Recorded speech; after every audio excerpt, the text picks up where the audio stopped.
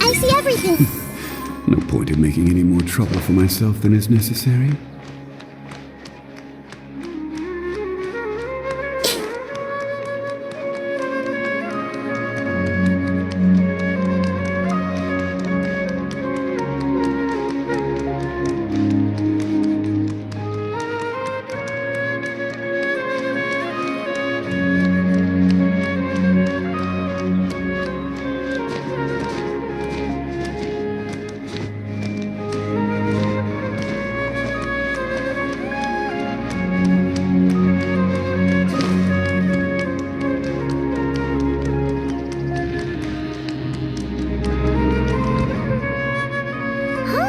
We haven't been back to the academia in a while.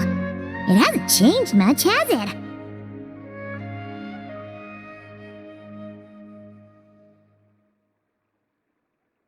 Well, since we've got some time, want to go to the house of Dana? Paimon wants to do some reading!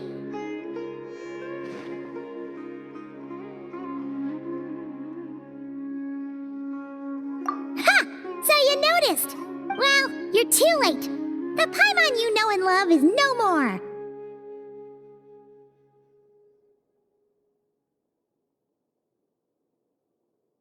You're looking at Paimon Plus, a new and improved treasure trove of travel know-how. Paimon Plus would like to find some new books to peruse. A gracious traveler like yourself wouldn't leave her companionless on her quest, right?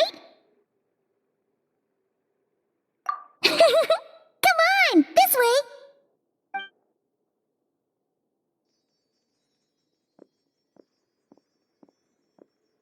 Oh, hey! It's Kale and Cyrus! Wonder what's going on. Let's go see! Well, you know what they say? Learning is a lifelong quest, which means there's always another chance to read a book. But you never know when the next chance to reunite with an old friend will come along.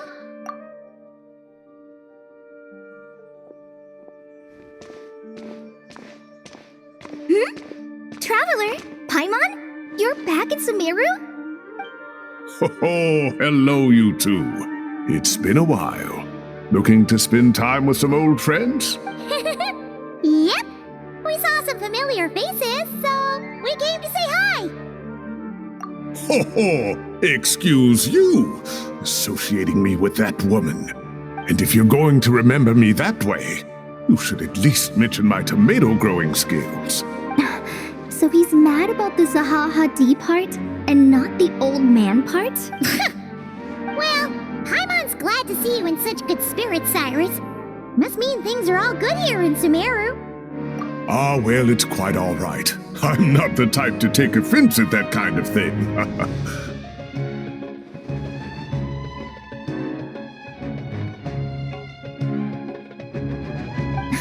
You definitely are.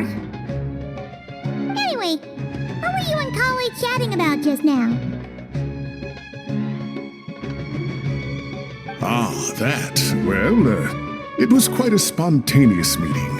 I was leaving the sage's office when I spotted Kole in conversation with a Mahamata, and it looked serious. I thought something bad might have happened, so I hurried over as soon as the conversation ended. But as it turns out, our Kole is moving up in the world. The academia even hired her as a consultant.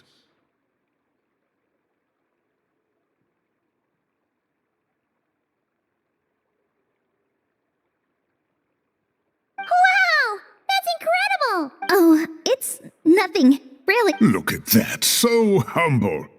Takes after me, she does. Not at all. Not at all. No, wait. I didn't mean that to sound like I don't think you're humble, Mr. Cyrus, because of course you are. I just,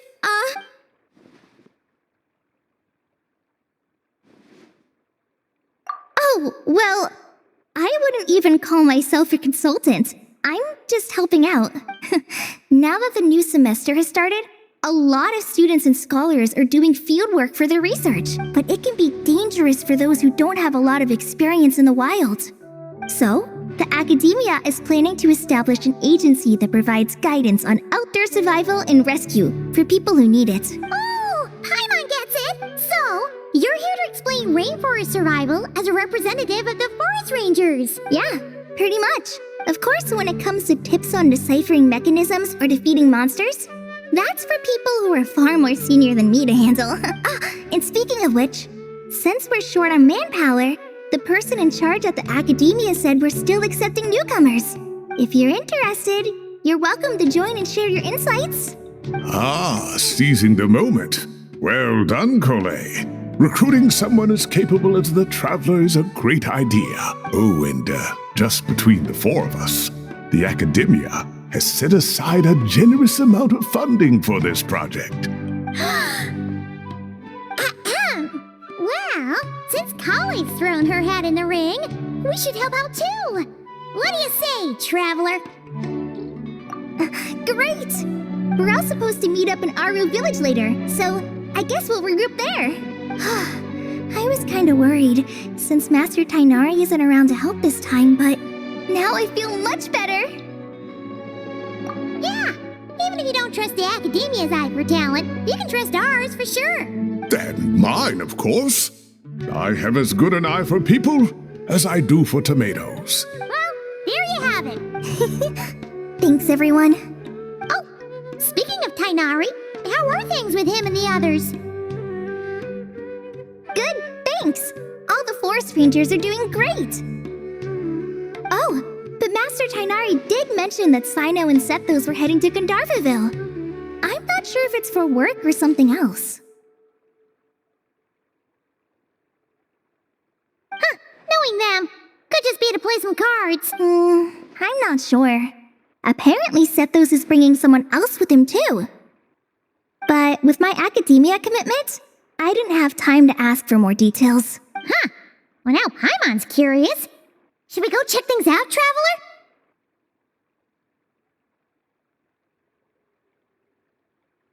That's true, and I'm sure they've missed you. Now that is how it should be between friends.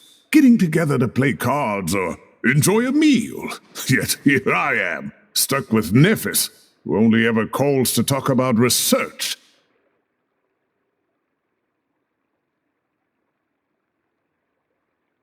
Well, I won't delay your reunion any longer. Until next time.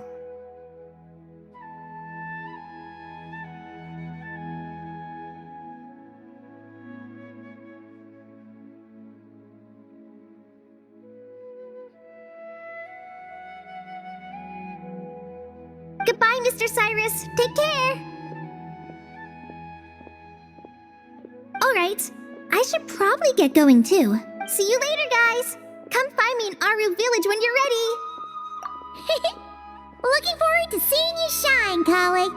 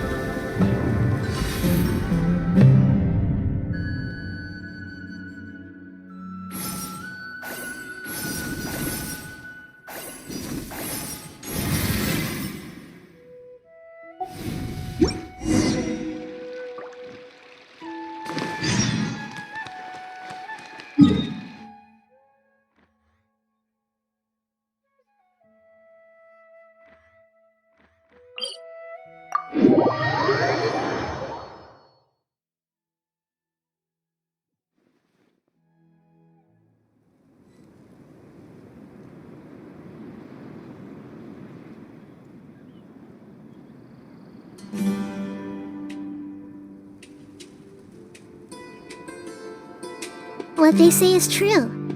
You have to see the world for yourself to appreciate how beautiful it is. I'm so glad Grandpa's okay. I'm not going back there at my age.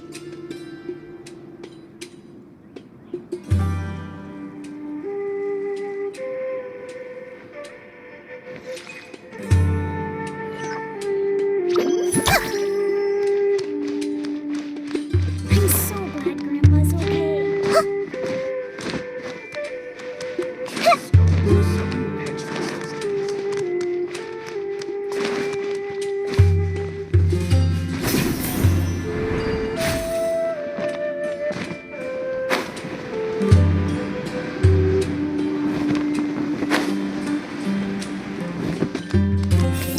It's about time to conduct maintenance.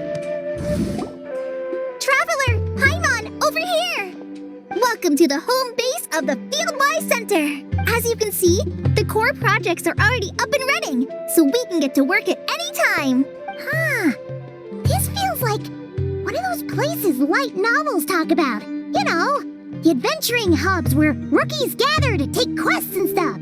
Oh, and almost like a school festival at the same time, with everyone getting together to learn and then forming teams to hone their skills. It's so exciting! Well, this place isn't quite as decked out as a school festival, but Master Tainari said the academia plans to be generous with the resources. Anyway, before students and researchers head out on dangerous field missions, they can come here for advice and emergency training. We even have professionals on staff that can join their teams to serve as guides or safety personnel. Yeah, you can think of it like a forward operating base, equal parts theoretical training and field practice.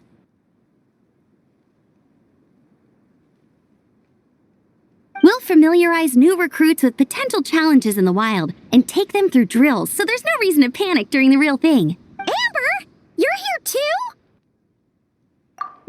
Surprised? I know I was. I'm off duty right now, so I was planning to just drop in on Kali for a bit. But I didn't realize how busy she'd be. I'm not the type of person to sit around and watch, so I decided to be her assistant. Sorry, Amber. I didn't mean to put you to work during your time off. Don't worry about it. A little relaxation balanced out with some fulfilling work is a great vacation in my book. Plus, I've learned a whole bunch of stuff too. And I got to see the Traveler in Paimon again. I mean, it just keeps getting better. We should have a giant feast once we're done here. How does that sound? A feast with the first friend we met in Sumeru and the first friend we met on our whole journey. Oh, that sounds just about as awesome as a giant plate of sticky honey roast. All right, down to business then. Kale and I are in charge of the Scouting Speedsters project. The focus is using devices and machines to pass through hazardous areas, survey terrain, and get details on potential threats. Plus, a mortar research indicates that during dangerous situations, having the support of an adorable companion can help set adventurers' minds at ease and prevent excess nerves. So, we took inspiration from Cullen Anba and Baron Bunny to create 2 scouting devices that are both adorable and useful. Cullen Anbot and Bar Drone Bunny. So far, feedback has been pretty positive. Once we've collected enough data, the academia will continue to refine the scouting buddies and release even more designs. A bunch of Kulanambas and Baron Bunnies running around the wilderness? What is that gonna look like? Plus, with you to guide our 2 little scouts, we'll be able to obtain some great data. Once you have a more complete understanding of the Fieldwise Center, you should come test them out. Now come with me. I'll introduce you to the other consultants. Oh yeah! The lady with the greenish-blue hair also has a super adorable device over there. But it does something completely different than our scouting buddy. I'm looking forward to seeing it in action. Oh, hey! Another familiar face! Come on, let's go say hi! Hey! Gotta keep it up. Let's do this.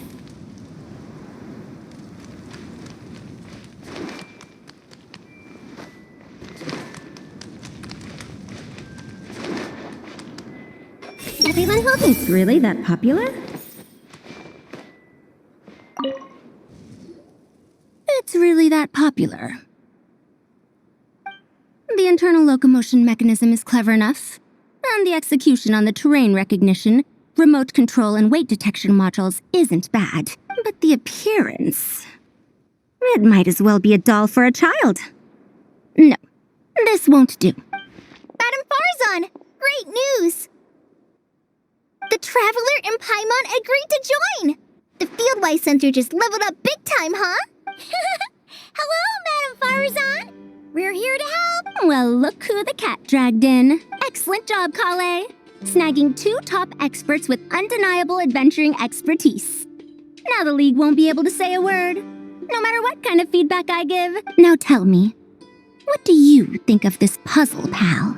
Whoa, it looks just like you.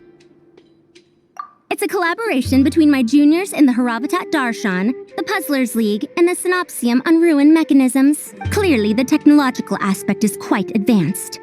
But the appearance...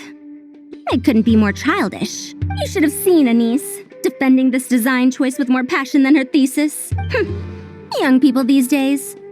Far too obsessed with making things cute.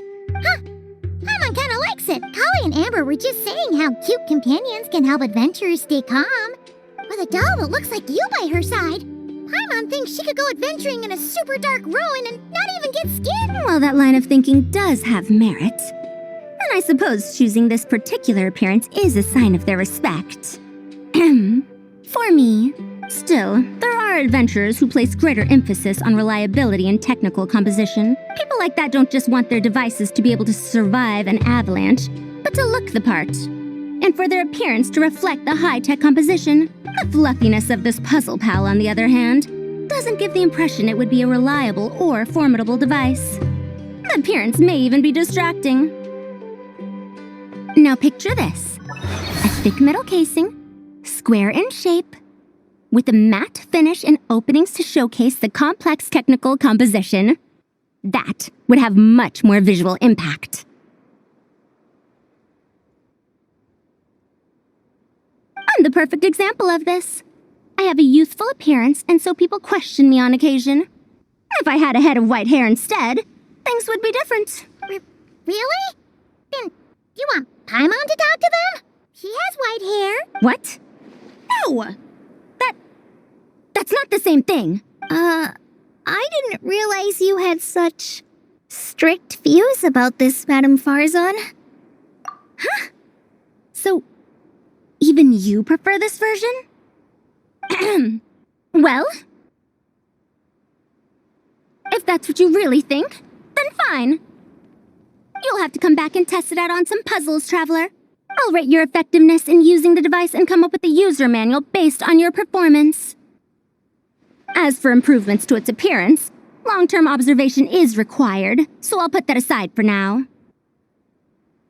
I've already selected a few of the most suitable domains, so we can begin the puzzle-solving process at any time. Thanks, Madam Farzan. I'm just gonna take the Traveler and Paimon to see the final project. But it shouldn't take long. Don't worry, Kale. You're the one in charge here. Just make sure to pace yourself. Once things calm down, come over to see me and we'll have a nice chat. I'll even treat you to some snacks from back in my day. Snacks! Paimon's in! Paimon's in! Thank you, Madam Farzan. I'll bring a few boxes of floral tea as well. Go on now. Do me proud. Let's take a closer look at how this mechanism moves.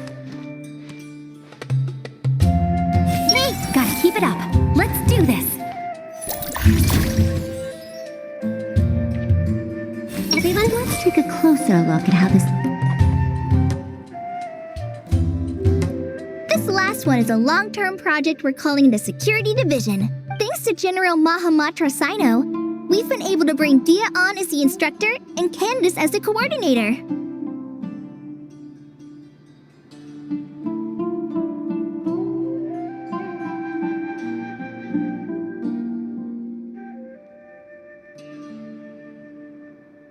They're putting together a combat test right now, but they should be back soon.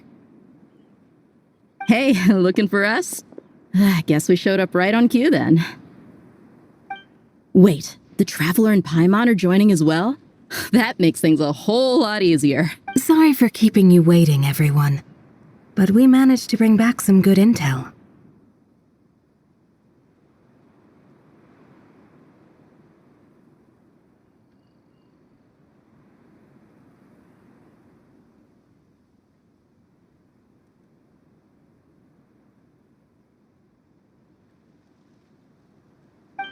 Intel?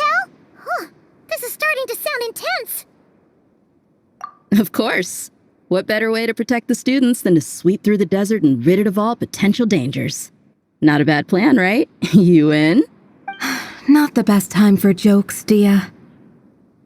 Besides, when it comes to striking down danger, the Traveler is a man on a mission. He might take you up on that offer. Defeating anything that might pose a threat? Oh, even if the Traveler worked non-stop, that could still take years. We'd have to stop traveling. Oh, Paimon doesn't even want to think about that. Time would be the least of our problems.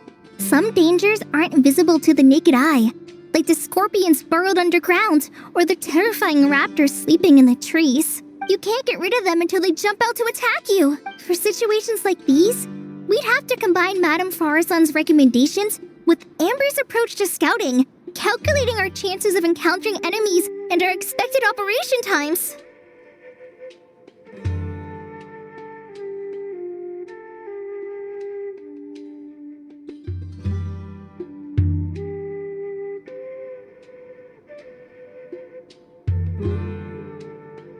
Whoa, whoa, whoa. Pencils down, everyone. That was just a joke.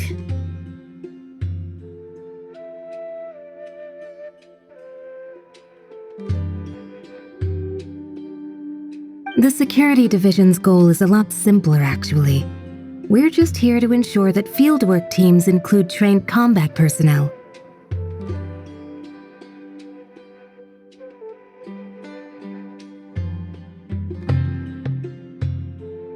Some of this work has been entrusted to the Blazing Beasts and other mercenaries, but members of investigation teams who pass the combat test can also qualify. Before an investigation team is allowed to head into a dangerous area, the group must include at least 2 professionals who have passed the assessment.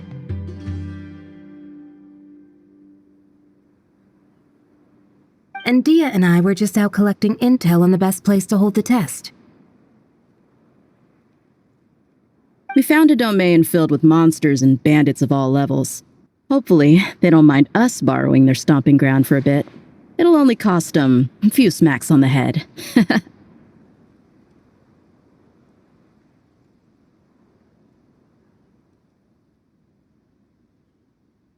Oh, so we just need to supervise, right?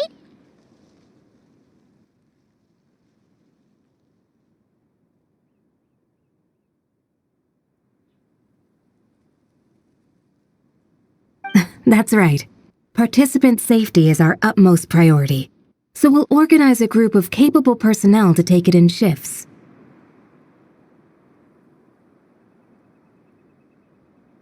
We still need to figure out our testing metrics, though. Fighting is different from an actual exam, and there's no one right answer.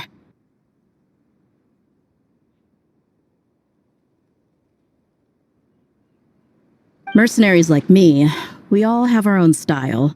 That's not a problem in actual combat, but when it comes to teaching, we tend to stick too much to what we're used to.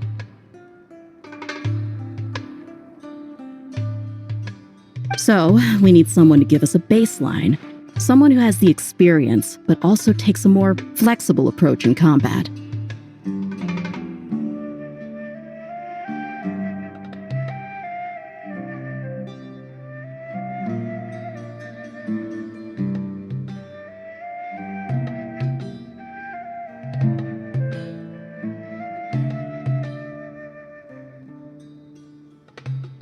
Yeah, based on what you just described, the Traveler seems like the perfect person for the job. Great. Working with you is always a pleasure, Traveler. Smooth as butter on a steak.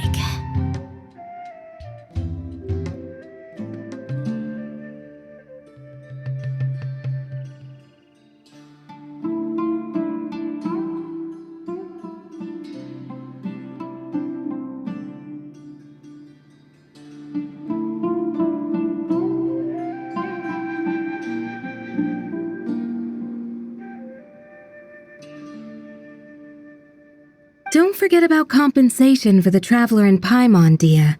You agreed without doing the math first. Ah, it's fine. We'll just split the funds Kale wrangled for us, 20-80. 10 for me, 10 for you, 80 for the two of them. Wait, we're getting 80%? Don't sweat it. We're just in charge of the long-term operations. You're the one setting the metrics for the whole thing. So I think we got the better end of the deal. We've talked about a partnership in the past, haven't we? Well then, consider this the perfect place to start. Then I'll draw up a detailed overview of the compensation so it's clear for everyone. That'd be great. And don't worry, Miss Candace. About that piece of land you're leasing to the academia, the one used for grain storage, I managed to get them to agree to a 30% increase in their rent payments. Oh, thank you.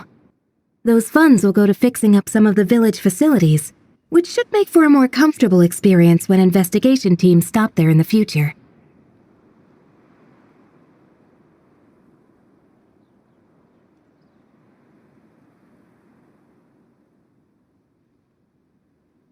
All right, we should finish up our arrangements for the combat test. Stop by our station when you're ready, Traveler. See you soon. Oh, you sure are the beating heart of this operation, Kale. He brought the whole gang together. Oh, no. I'm just doing what I can. I still have so much to learn, so much work to coordinate. But for now, let's just give it our all. You bet. We'll make the Fieldwise Center the best it can be.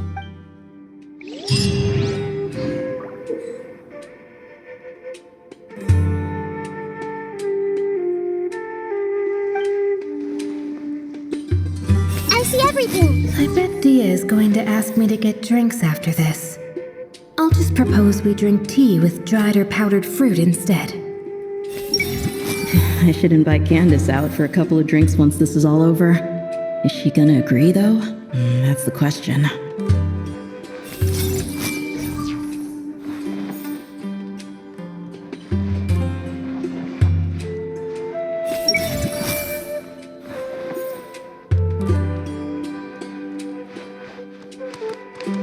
I see everything. That's it, Kale. Show him what you've got. This is the best. What else needs doing? Better check my notes. I see everything. What else needs doing? Better check my notes.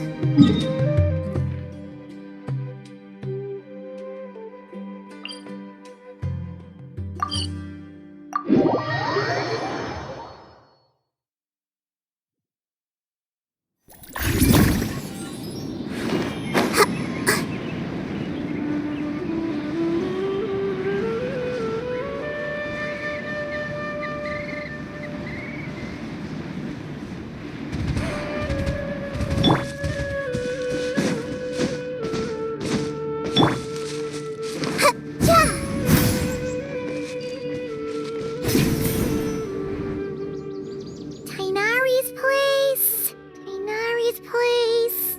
Ah! Here it is!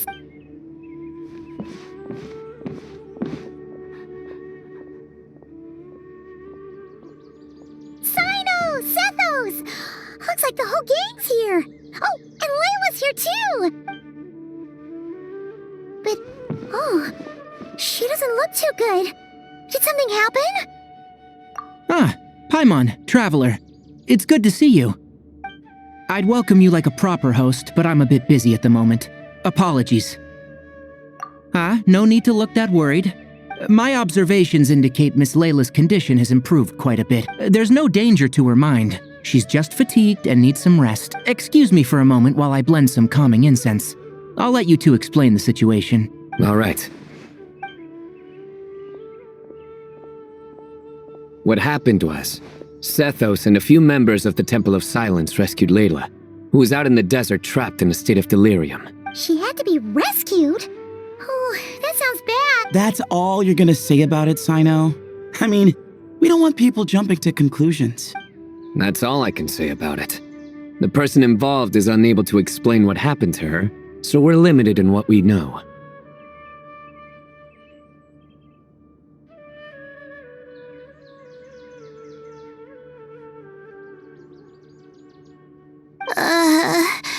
Sorry.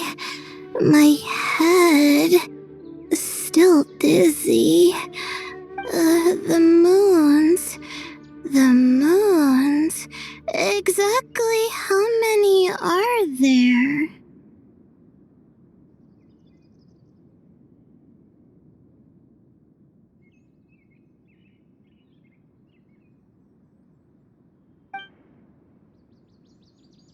She's been repeating that phrase over and over again, but she can't seem to remember what happened to her. We tried a few things back at the Temple of Silence, but we couldn't recover her memories. Her symptoms are kind of similar to researchers in the Satyavada life state. So we brought her to Tainari to see if our veteran forest watcher had any other ideas. Tainari is pretty much our last option, so let's hope he can help. The good news is, even if restoring her memory is a no-go, we can help with the headache at least. Jur was in a similar state when we found him, delirious and mumbling to himself, but he's more or less back to normal now. Sorry, I should give you some context first, huh? We should let Miss Layla get some rest. Come with me, you two, and I'll introduce you to the other victim of this incident. Good idea. I'll wait for Tainari here and keep an eye on our patient. All right then, this way.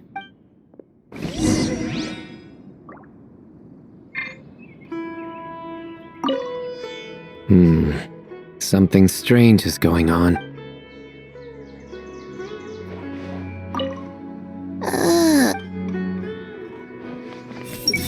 I'll have to tell Master about this when I get back.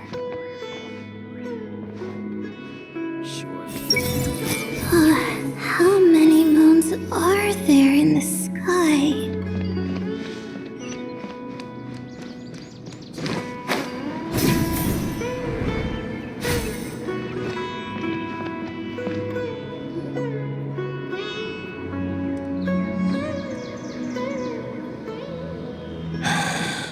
Who did the Ajalenok nut offend? I just don't get it. Hey, Jur. Still musing about Aji nuts, huh? Want me to have Sino come over and tell some jokes? Might help distract you. No. No need. I'm done. Oh dear. Another master of puns. One of Sino's card buddies, actually. I think I might just take that as my cue to head back to the desert. Hold on. So, what's the deal with the Ajilenok nuts? Other than the bad Sino jokes. We'll get to that. But first, introductions are in order. This is Jur, a member of the Temple of Silence. And you remember the Traveler, right, Jur? Of course. I'd never forget a participant in the Rite of Duels or the hero who saved Sumeru. Awesome. Could you go over what happened to you one more time, Jur? Our valiant hero is gonna help us get to the bottom of this. Might as well join since you're here, am I right? Just hear him out. You're gonna want to uncover this mystery once you do. I'd bet on it.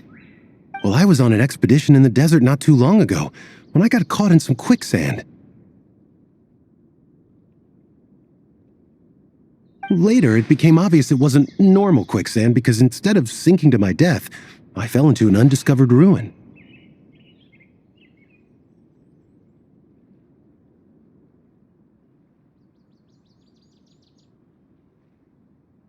In my panic, arms and legs flailing about, I suspect I touched some things I shouldn't have.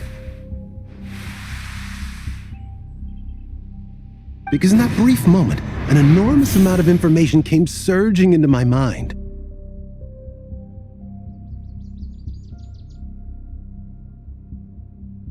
I would hesitate to even call it knowledge, because my brain had no capacity to process the information. To use an analogy, it would be like trying to stuff thousands of Ajilenok nuts into a small water skin without it bursting.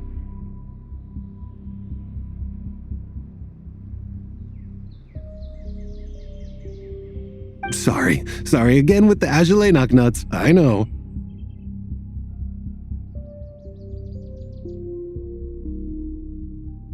It's fine. We're getting to that part of the story anyway. True. Well, just as I was on the verge of madness, a single phrase broke through the storm of thoughts in my head. It was a man's voice saying, "Don't eat Ajilenok nuts." What? I know it's hard to believe, but that's what happened. I was saved by the phrase, "Don't eat Ajilenok nuts." I'm not sure. I'm not even certain it was a man's voice. It's hard to remember now that I've been repeating it so much myself. Anyway, the good news is I no longer feel like my head is going to explode. Of course, the bad news is That phrase has been stuck in my head for the past few days. Wow. But doesn't it have the opposite effect? Like, the more you say don't eat it, the more you want to eat it? Yes, that's exactly right. Whoever the voice belongs to, I don't know what his deal is with those nuts. Well, the world's a big place. There's bound to be people who don't like sweet stuff. I suppose. Strangely enough, I'm starting to think the voice belonged not to a man, but a cat.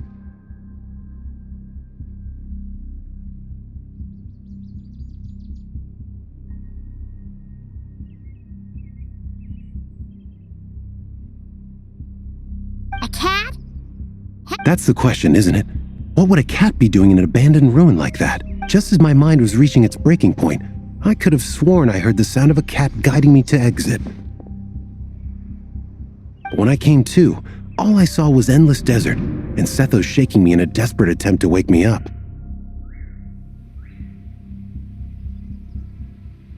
I'll admit, it was pretty terrifying seeing you like that. Staring off into space and mumbling about Aji nuts. You sure don't sound terrified. Sorry. It's not that I don't care. It's just kind of hard for rambling about Aji nuts to sound menacing.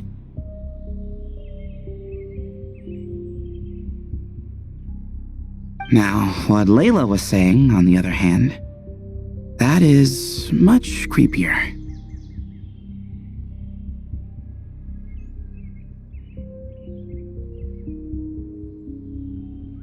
Exactly. The unknown is what breeds fear. Aji nuts are familiar. But the moon suspended above us at night? That's about as foreign as it gets. Well, we don't know that for sure. There could be a whole other world inside an Aji nut, with a moon of its own. Huh. I guess.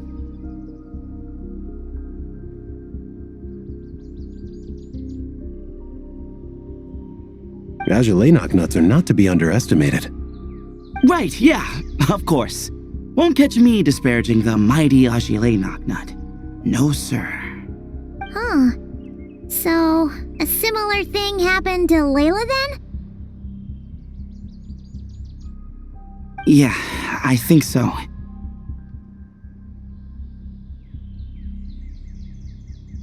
I was in a hurry to rescue Jur, so I put a marker on the incident site so we could go back and investigate. When his condition stabilized, we doubled back around to check and...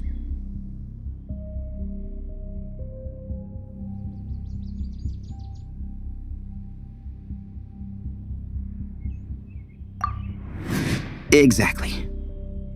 Multiple victims with the same symptoms at the same location. It wasn't hard to conclude that something is seriously wrong with that place. So, after we got Layla out of there, I had the Temple of Silence put up a warning sign at the scene and send patrols to watch the area. Speaking of, Sino, Tainari, and I are going to head back there and investigate once Layla is stable.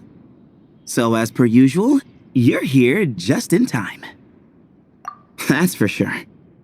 But there's another reason I want Sino and Tainari involved in this. Because the story doesn't end there. Right, Jer? Oh, yes. Where was I? The Aji nuts butted in and I... Right. Yes, the cat. As I followed the cat noises, the voice said something else. So, there are those from Tula who still endure.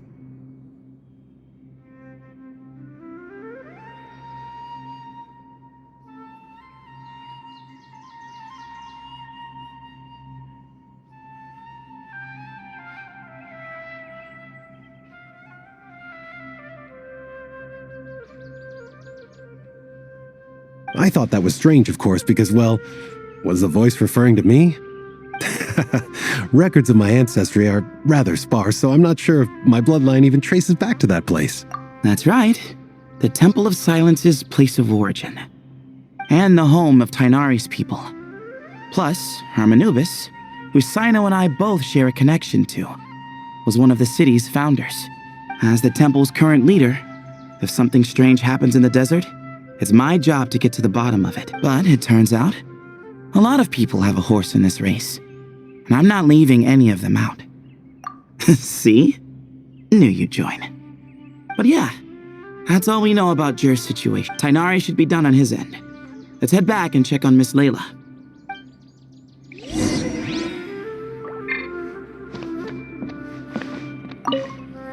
There are records in the Temple of Silence that speak of the ancient desert people's love of raising cats. Perhaps I encountered some ancestral cat spirit, long since passed on. The more I mention Azulay Knocknuts, the more I want some.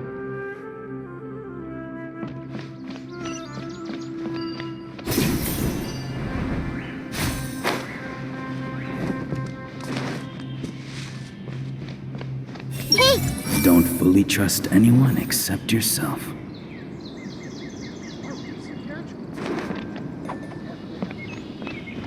Everyone hold hands! Huh. I've never seen these symptoms before. Hey! I'll have to tell Master about this when I get back. I see everything! I've caused so much trouble for everyone. How are you feeling? But don't speak if it's too taxing. It's fine. I'm much better now, thanks. I feel like I haven't slept in 2 days, so pretty much back to normal. Whoa. That's your normal? Traveler, Paimon, I thought I heard your voices earlier. Oh, and, I'm sorry. Huh? You don't have to apologize. You didn't do anything wrong. No, I just mean, I think I'm about to disappoint you. My head was kinda muddled earlier, but I still heard your conversation. I know you're trying to figure out what happened to me, and I want to help, but I really don't remember anything. Does your head still hurt? No, I feel fine. The incense you made helped a lot. I'm still hearing those words in my head, but other than that, I'm okay. It's just, all I remember are those words. Everything else is a total blank. One moment I was heading to the stargazing point I'd calculated, and the next, I was on my back in the sand. The same phrase playing over and over again in my mind. How many moons are there in the sky?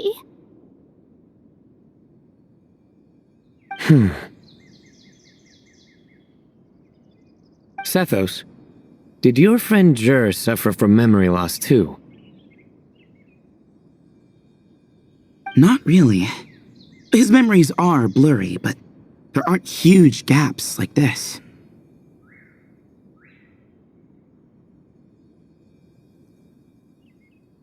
He remembers touching something. Someone talking, a voice mentioning Tuletula, and hearing a cat lead him to the exit.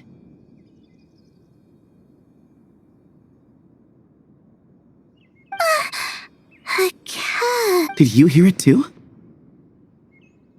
Huh? Now that you mention it, I think so. It was so soft. I thought I was imagining things. Which means, at the very least, what the two of you experienced while escaping the ruin is consistent. A single sentence repeating in your heads, and the faint sound of a cat. Still not a lot to go off of. Agreed. Oh, is your head hurting again, Layla? No, I was just thinking. Maybe my memories are blank because I was sleepwalking at the time. Sometimes My friends and classmates tell me about things I don't remember doing, or places I don't remember going. I don't talk about it a lot because, well, I don't even know how it happened. But I don't want my personal circumstances clouding your judgment.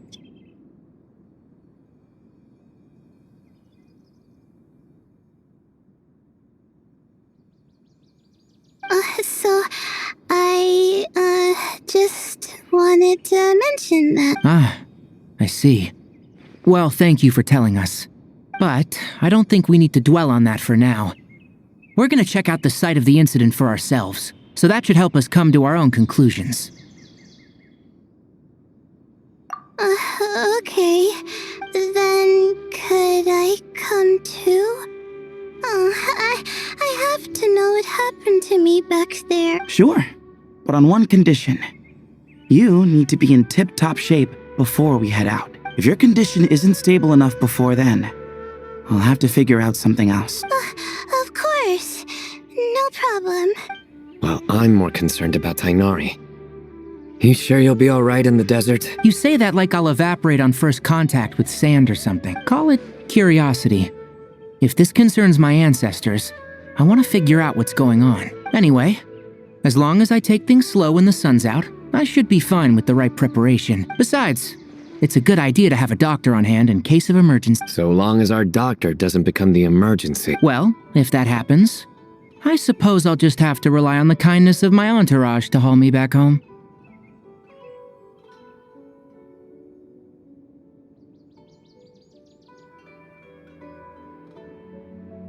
Alright, well, that all sounds good to me. Let's meet in 2 days like we agreed.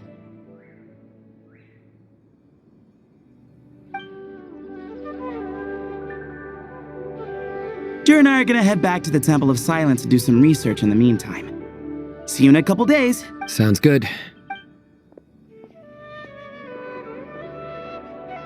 What about you, Layla? If you feel like you need more rest, I can arrange a room for you to stay in. No need. I've asked enough of you as it is. Besides, I feel a lot better. I should make it back to my dorm, no problem. You sure? Don't push it too hard, or you might end up sleepwalking along the way. Don't worry, I'll be fine. I have other things I need to do anyway. Like letting my advisor and classmates know that I'm fine. Adjusting my stargazing schedule. Things like that. If I don't get it all done, I doubt I'll be able to sit still, let alone stay here and get some rest. I'm not so sure that's... a much better idea. Thank you, Traveler. Of course, if anything starts to feel off, come back for a checkup right away. You'd better listen to him, Layla, or he'll feed you tasteless slop as a punishment. Punishment? You're the one who caught a cold. You're supposed to eat light when that happens. Besides, with your nose stuffed up like that, you couldn't taste anything to begin with. Huh. Is that so? And here I thought it was an intestinal issue. Should have seen that coming. You're off the clock, so now it's time for puns, huh? Oh, brother, not this again. Don't worry, Paimon. I understand. If you want me to stop, then you'll have to call a plumber. Tell them someone's gotta pipe down.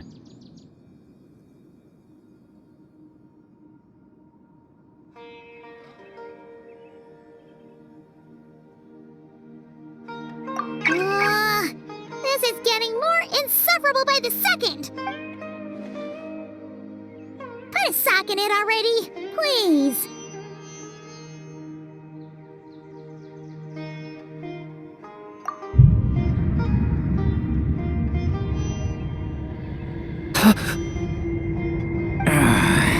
Paimon's done with this game. You win, okay? Let's just get out of here. Please. All right, you stay safe. I'll try to stay sane.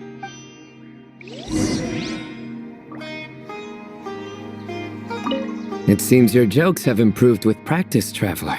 Happy about that? Absolutely. Finally, someone to share the load. You know what? Kale's helping out the academia, but I haven't had the chance to check on her. Why don't you do me a favor and go do that? Hold on. I thought you were having me over for dinner. He's gonna make a mushroom joke when we eat. I just know it. Tainari should make something with mushrooms later. A fungus for a fun guest.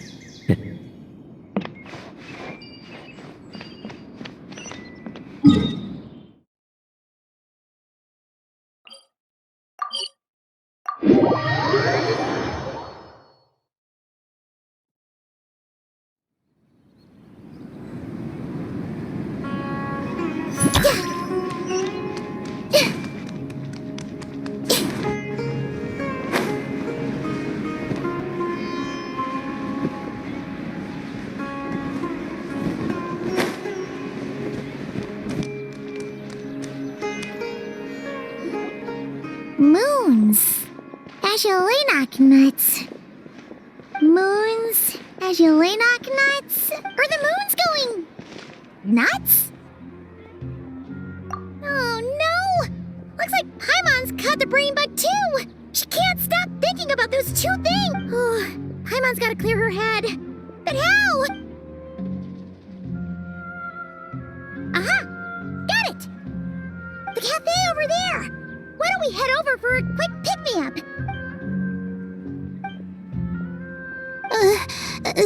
Sorry. I feel kinda tired all of a sudden. Wait! Is it because of all Paimon's muttering just now? Oh, sorry. The coffee will be Paimon's treat, okay? Hey! You make it sound like Paimon's stingy or something! Well, she'll just have to show you her true colors. Yeah, starting now.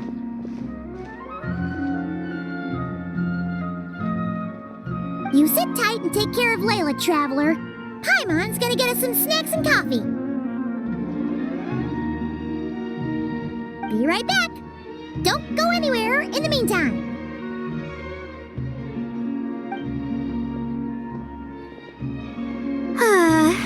She's pushing herself again as always. Saw right through me, huh? I apologize for the sudden emergence, but I didn't have any other options. Well, that's true. So, for our sake and your safety, allow me to fill in the gaps in her memory. That's right. Layla was already in bad shape, stressing about her new study topic, focusing on the stars instead of her surroundings. By the time she realized the danger she was in, it was too late.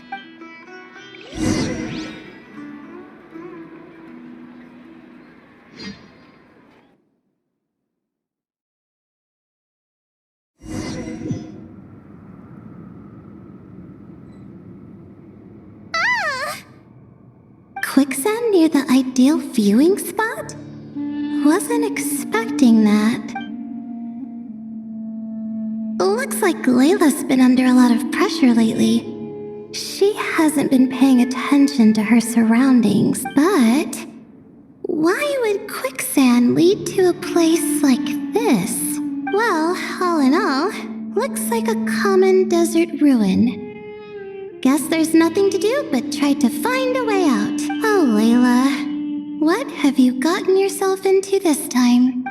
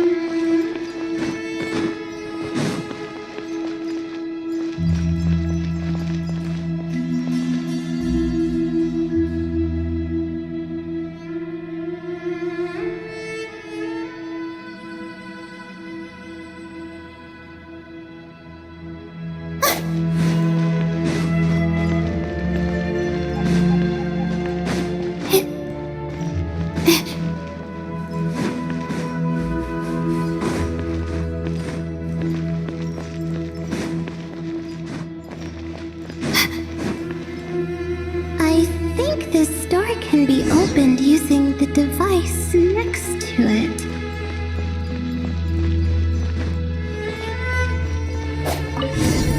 Just like I thought. Ugh, what was that? My head. It hurts. Is Layla waking up? No, that's not it.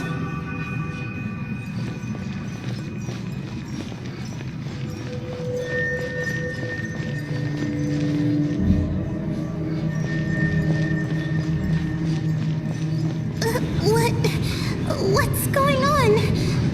It's too much. I don't understand.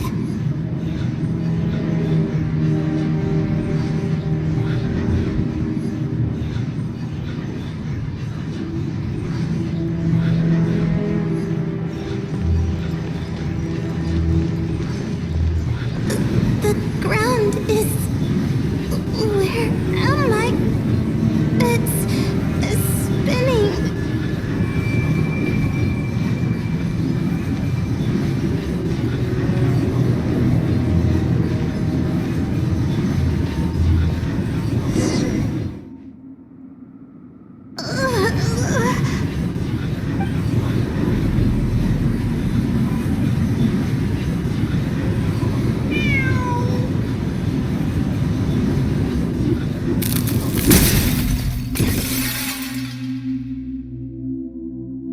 How many moons are there in the sky? How many moons are there in the sky? Okay, information isn't rushing into my brain anymore. That's good. How many moons are there in the sky? My head hurts. But there are no more dark spots in my vision. And I can see in front of me. Still... How many moons are there in the sky? What's going on? The same thought keeps popping into my head. What does it mean? How many moons are there in the sky? Isn't there just one?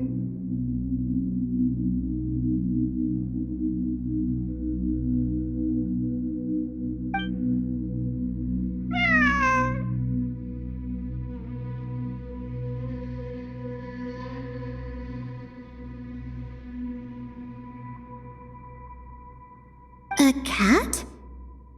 I think there was one earlier, too. I'm not hearing things. It really is a cat. But what is it doing here? How many moons are there? No! Stop it! Does it want me to follow its cries? Well, it's not like I've got other options. Come on, Layla. You can do this.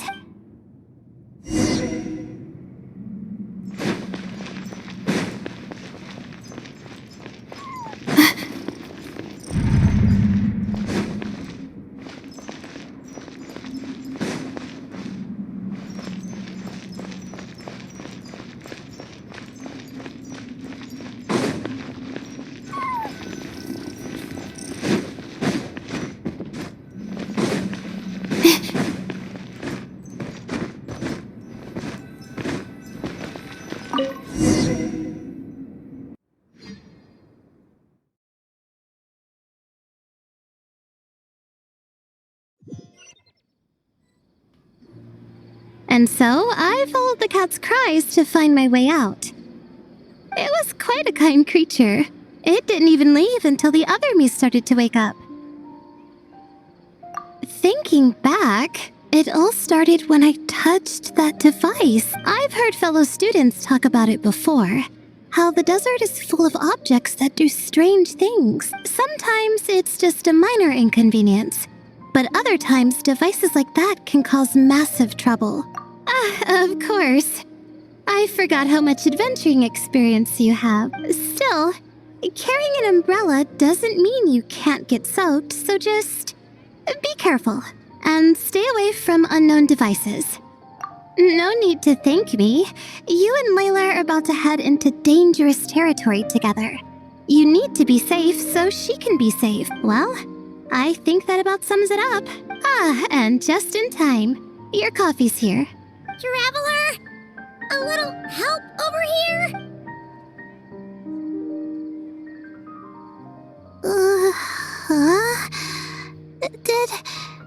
Did I fall asleep? Wow! Paimon didn't even know she had such an impressive skill. Ha!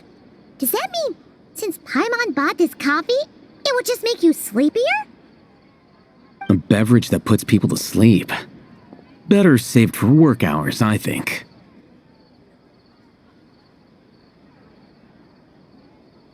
What? So you can nap on the job? Who does that? Huh? Oh.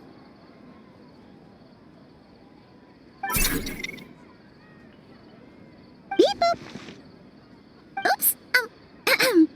Oh, hey them! Kaveh! Nice to see you! Oh, and you too, Marat!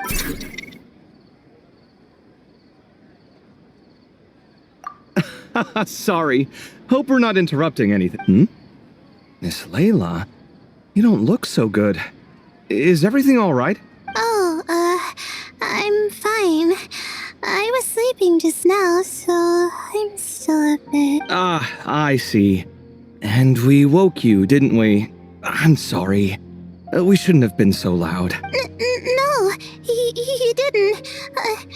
I didn't mean it like that. Sorry. Wait, where are you going? You just got here. I'm going to do what I came here to do. Which is? Buy coffee beans. Huh? You're going too? Marak! Fine. Run off with him. See if I care. Well, looks like I get you to myself. It's been a while, hasn't it? How have you been? So, a busy life of adventuring for you, and a busy life of academics for Miss Layla, is that right? Oh, is something wrong? The desert's not always the friendliest place, that's for sure. And from the look on your faces, I'm guessing this problem's not resolved?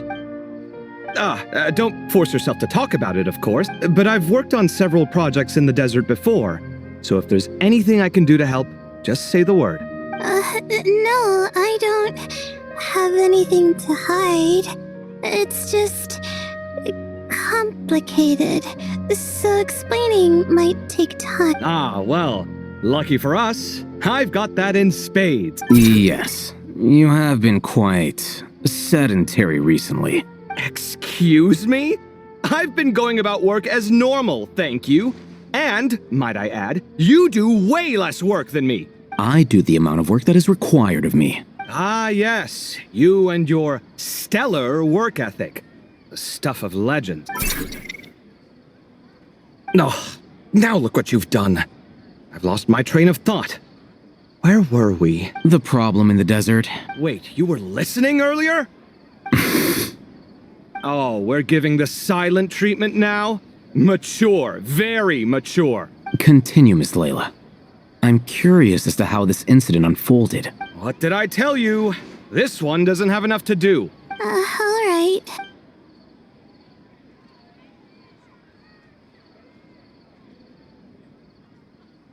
Could you still use some extra hands on this investigation team of yours? Huh?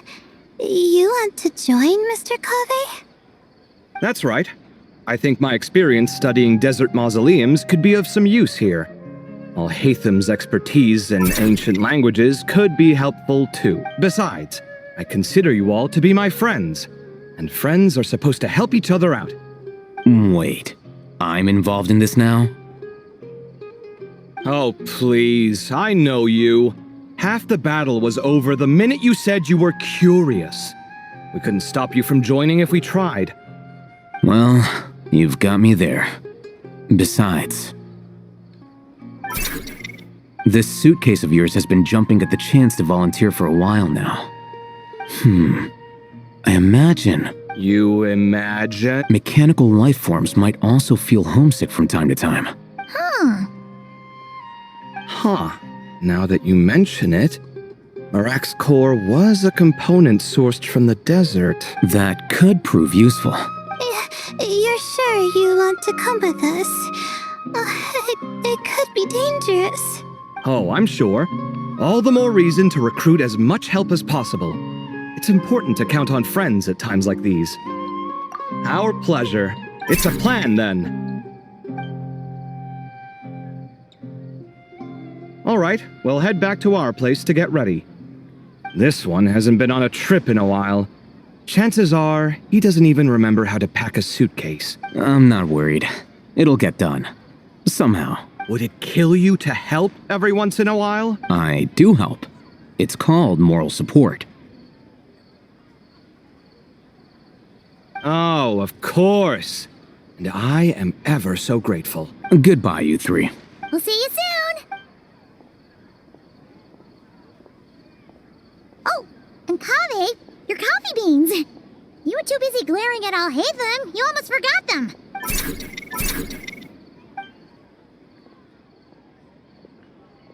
Well, we're pretty close to the academia now. I should be fine from here. Thanks for the coffee, Paimon. I feel much better now. Right. I'll follow the doctor's orders. Or try to, at least. With the blessing of the stars, I hope we all get a good night's sleep.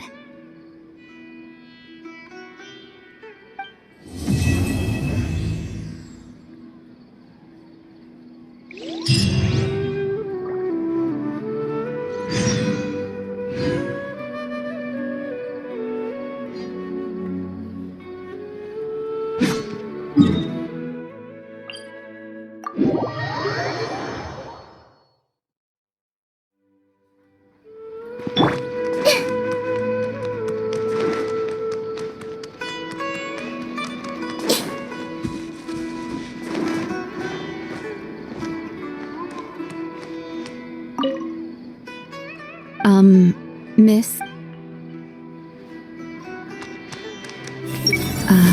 The person here for a checkup is asleep.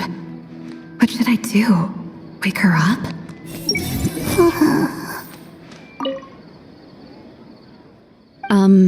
Miss?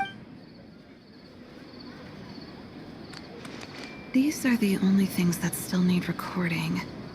Good girl. Hello. Listen to the Dendro Archon. I hope all your patients will get well soon.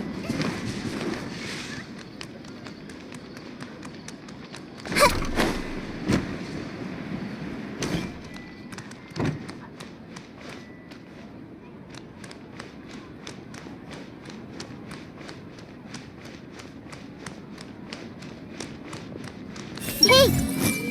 That was close. Almost got caught there. Everyone hold hands! No idea what there is to be so particular about, but whatever. Ooh, let's get some of this. It looks fresh. Sure. All right. Some of this to go, please. You got it. Taking it home with you? For 2, right? For 2. Oh, no. It's not. We don't. Just 1 serving each. Separate. Not together. All right. Coming right up. Ugh. That was close. Light on the sauce for mine, please. No problem. Any preference for you, sir? Oh, extra on mine. You got it. In my opinion. Ooh, let's get some. Sure. All right. You got it. For 2. Just. All right. Ugh. Light on the. No problem. Oh, you got it.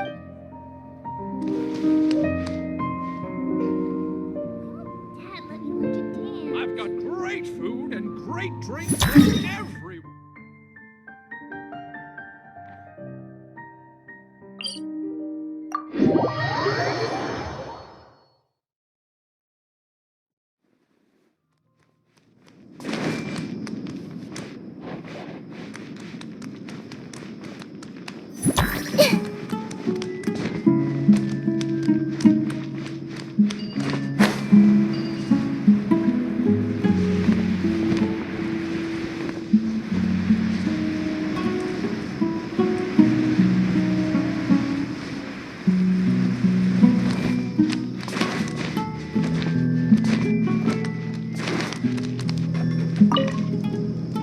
Hey there! Ready to go full speed ahead with Cullen Anbot and Barjone Bunny? Our 2 scouting buddies are tuned up and ready for testing. Don't worry, I'm using this station as a temporary office for the Fieldwise Center as a whole. But it hasn't been too bad. Just a lot of data processing for our scout bots and some paperwork. Oh, and we also give suggestions on how to modify the internal mechanisms. When an investigation team comes along, we register them and check if emergency training is needed. Then we take care of the departure procedures, allocate the required personnel and equipment, and then we monitor the situation with their camp provisions and touch base with the logistics staff. I don't mind. It's just temporary. The center hasn't been open for too long, so we're still working out the kinks. Yeah. Plus, verifying travel qualifications and keeping an eye on logistics is nothing new for me. And the academia is sending specialists to set up a formal administrative team soon. We just have to show them the ropes. Some of them are here already. So once that's set up, and the researchers submit their certifications, we can start delegating the work. And then we can take a well-deserved break. I asked Lisa and Kaya for some recommendations before leaving, so I have a list. Time's been a bit tight this trip, but Kali took me around Sumeru City, and we had tons of amazing food. She's one busy gal, though, so I didn't want to drag her from place to place. It made more sense to spend time here helping her out. I'm sorry, Amber. For what? I'm having a blast. Seeing you take the reins, seeing your friends place their trust in you, even rely on you, it makes me so happy. Traveling, relaxing, I can do that whenever. It's not like this is my last time here. Besides, once we're done, there will still be more than enough time for sightseeing. That makes me even more determined. You don't need to worry about me, Amber. I've got this.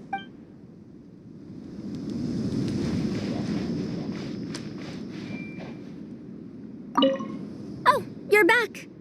Ready to delve into the art of solving mechanical puzzles? Or did you want to have, as you wish. When it's you doing the asking, I'm an open book. Refined, naturally. Not that I have anything against cuteness. A plush little thing with big eyes and a round face. I could see the appeal as much as anyone, but at my age, clinging to such objects like a child is somewhat undignified. Now, some of the newer stuff on the market is just exquisite. Made with the finest material, sculpted in elegant lines with features that glitter like gemstones. The element of cuteness is there, but it also doubles as a piece of art. Wait a second. I thought your questions were going to be academic in nature. What is the meaning of this? Ahem. Fine. I'll let it go this once. But that excuse won't work a second time.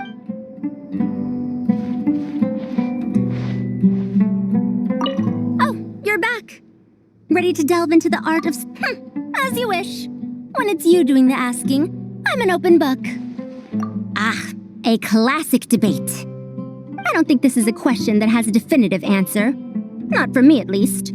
It depends entirely on the scenario. Simply put, if the task requires repetitive mechanical work that dilutes the value of human mental labor, then automated devices are superior. But where identification, analysis, and decision-making are critical, manual control is always safer. Human thought is complex. Even if we were to simulate a 6-year-old's mind, the demands in terms of component design, system weight, and energy cost would be immense. As I see it, conventional hardware capable of simulating adult-level cognition is impossible to integrate into a compact device. Well, I've told you before, if you find these topics interesting, you should come to my classes. Cyrus's student, Lisa Mincy, is known as a once-in-a-generation genius. But with your smarts, I bet you could give her a run for her Mora.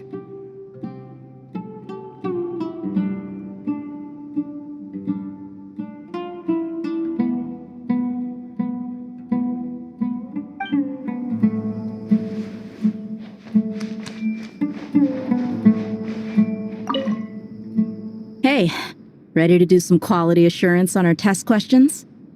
Sure. Feels like it's been ages since we last saw each other. If we'd known you were coming, we would have prepared a whole welcome feast. All new recipes and everything. It's a funny story, actually. The last time I was in Fontaine, I brought a few cookbooks and some spices back with me.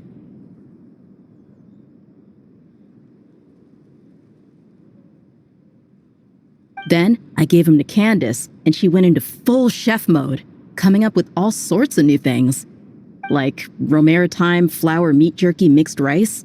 At first glance, it looks no different than the usual Aru mixed rice. But then, it hits your tongue and, you get that delicious meat, the hearty rice, and this super refreshing aftertaste, all without being greasy. It's a great way to refuel, and it's not too dry. Honestly, perfect for camping out in the desert.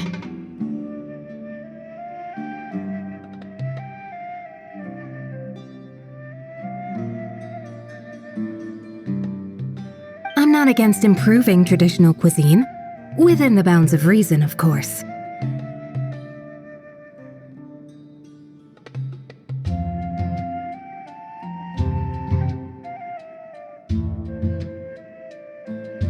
After all, every ingredient is precious out in the desert. Nothing must go to waste. Why didn't you accept that outfit from me then? Fabrics are a valuable resource too.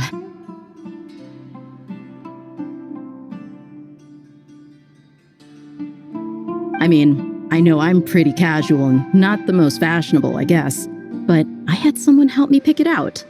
I'm sure nothing was wrong with the fit. In the end, it went to the girl in our Merc band who does the accounting. She seemed to appreciate it at least. I did appreciate it, Dia.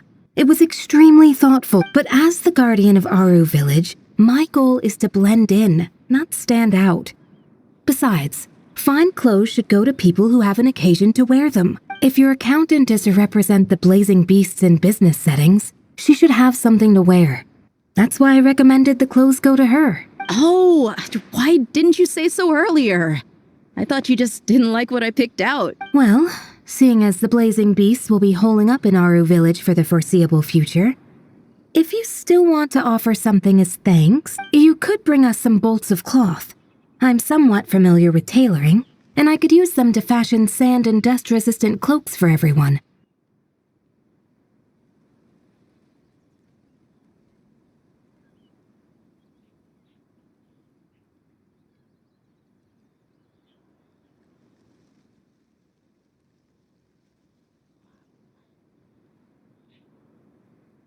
The fabric doesn't need to be expensive, just resistant to wear and tear. I trust your judgment on that. Don't worry, I'll think carefully about the shape and pattern when I make one for you. Then all will know that you are an esteemed guest of our village. Oh man, I'm getting kind of excited. In that case, maybe I'll head to Liyue next. I've heard you can get some really nice fabric there without breaking the bank. Oh, and they've got a huge selection of silks as well. if that's what we're going for. But they've also got security in spades, so no merc work for us. We'll just be tourists. Polite, well-behaved travelers. Once we're done here, I'll make a plan with the rest of the beasts.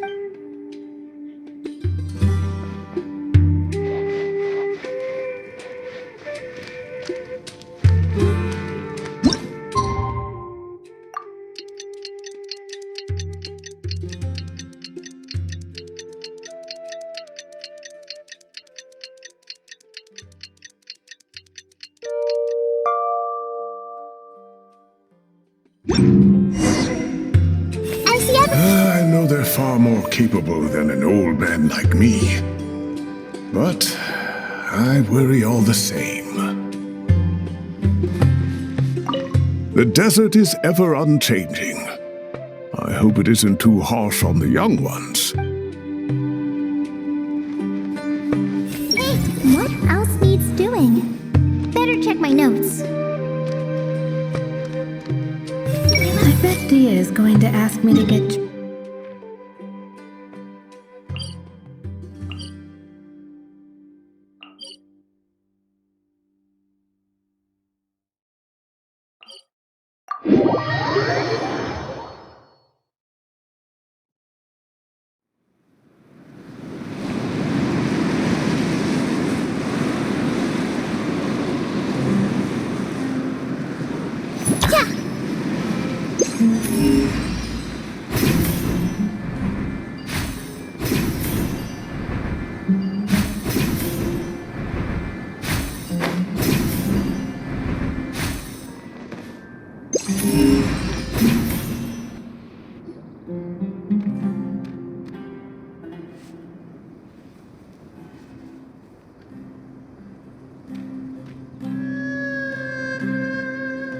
Looking at the map, we should be getting close.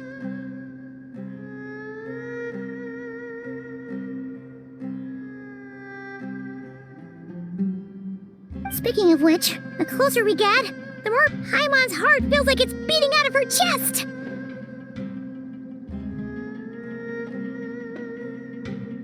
Excitement!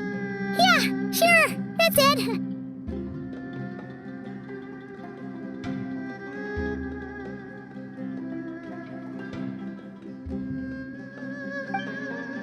Oh look! It's Tainari and the others! Everyone's here bright and early. Yeah, the desert's a pretty harsh environment. Better to travel at night and beat the heat.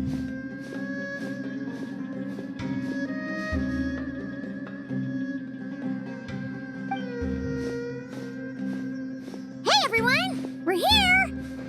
Ah, right on time. You don't need to worry about me. It's not too hot yet, and I'm properly hydrated. All right, we're just waiting on the two people Miss Layla mentioned, and then we'll be set.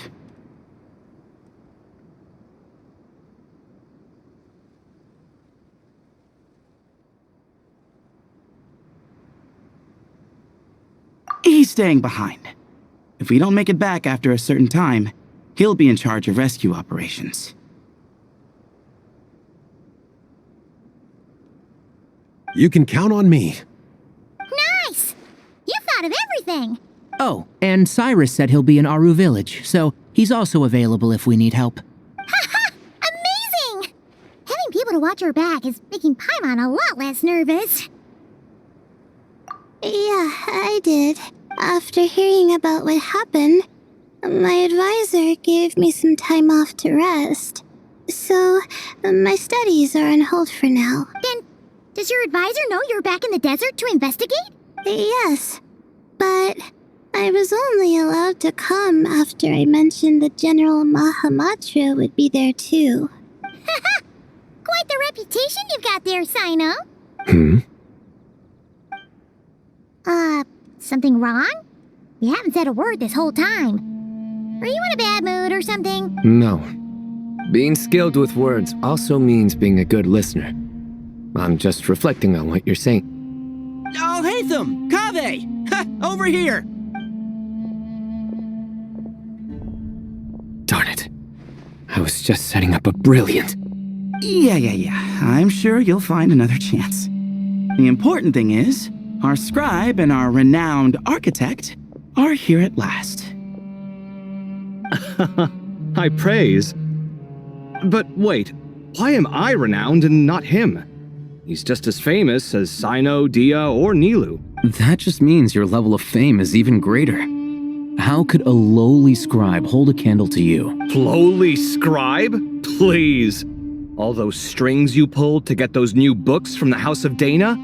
What do you call that? Borrowing. Anyone with an employee ID can do it. Uh-huh, yeah. The House of Dana bends over backwards for just anyone, does it?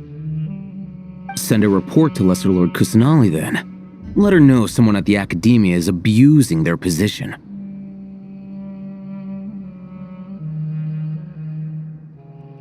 Hey! I never said abusing! Impressive verbal sparring, as always. Oh, hello to you too, Marak. Well, looks like your assistant is raring to go, Kaveh.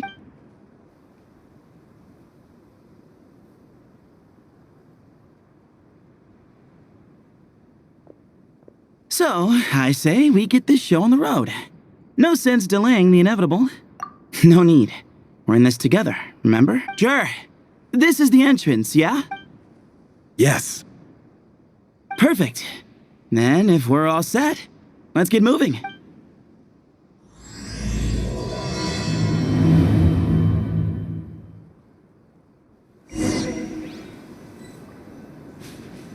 I see everything. This is where we waltz right in. No need to knock. Knock. Ajale knock. Everyone hold hands.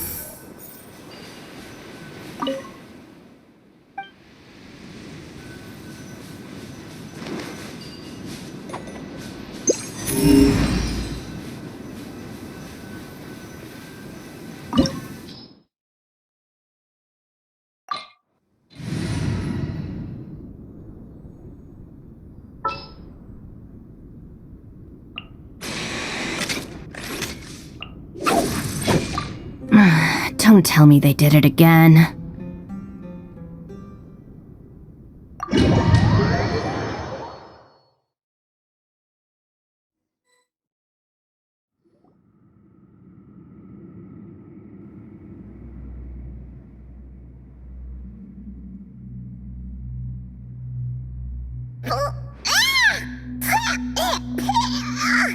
Paimon's mouth is full of sand! Ugh.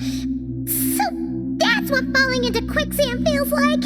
If this was quicksand, we would have struggled to breathe. No. I think this was regular sand, and we didn't sink into it. We fell through it. Into this place. Agreed. In other words, sounds like a you problem, Paimon. Ha ha, very funny. No way, Paimon's the only one. Ha! See? What? I'm the only one with sand in my shoes? Yeah, right.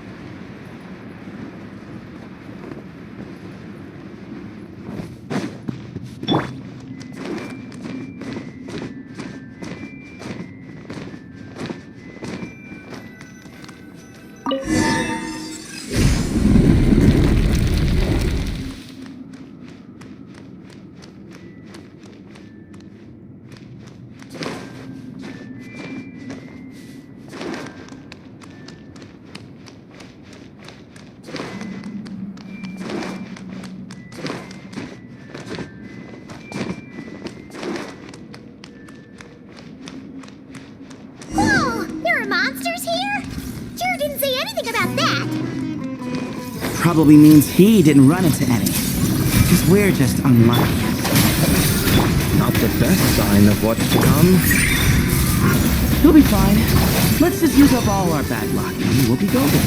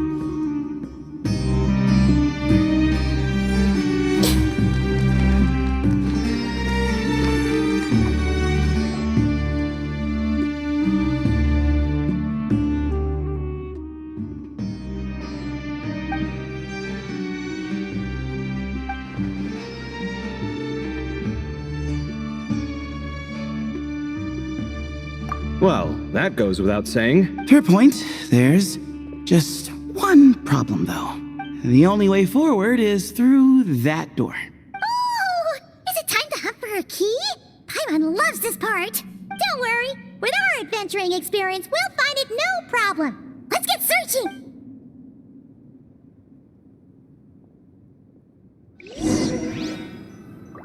Marak, wait!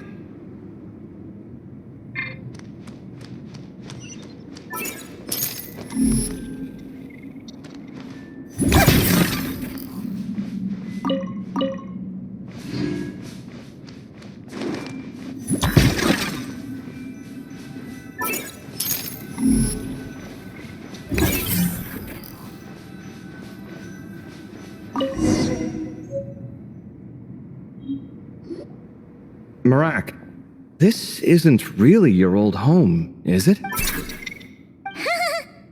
idea what that means, but Marat does sound pretty happy. So, mechanical life forms do have the capacity to miss home. A novel discovery.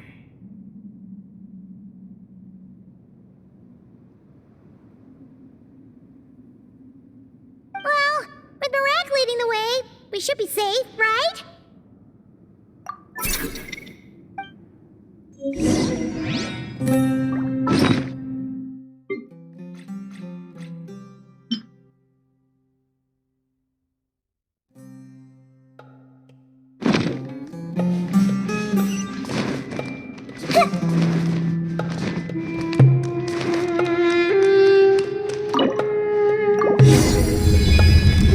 Good thing you decided to join, Kaveh. Otherwise, our investigation would have ended at that door. It was nothing that I did. You should thank Marak instead.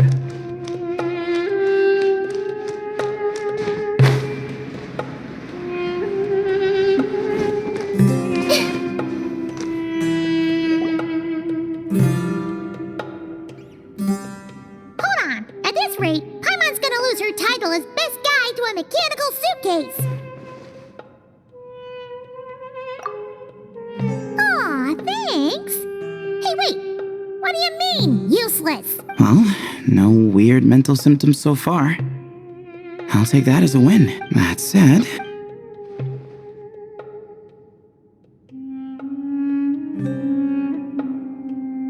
There are 3 doors here.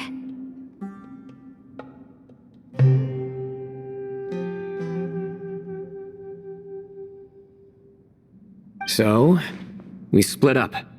Divide and conquer. Otherwise, this whole thing is in ruins. No pun intended on that last part. I swear. Yeah, that might be our best option. good idea.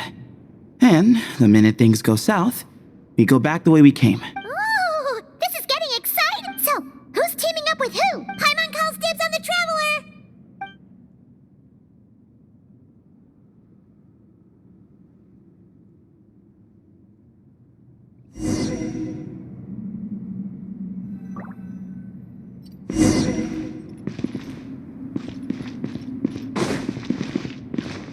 Keep up.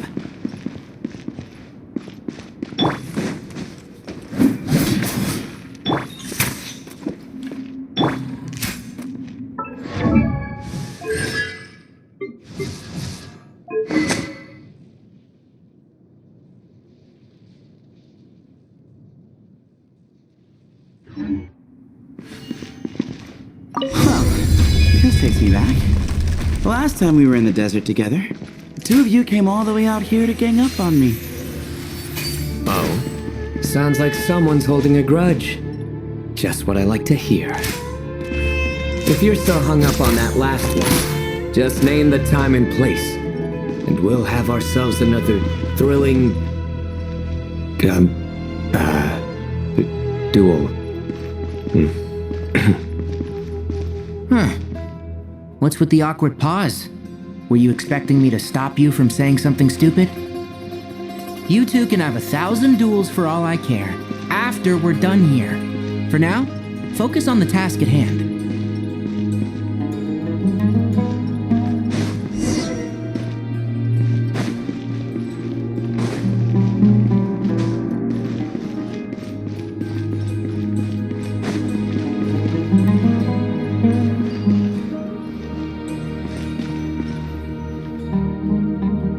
This chamber is huge. I can't even imagine what it's used for. Oh. What's wrong? I seem to have stepped on some kind of stone slab. Huh. There's a pattern on this, but it's hard to make out with all the dust. Huh? Look! The shape seems to match the markings on the ground over there. Let's slot it in and see.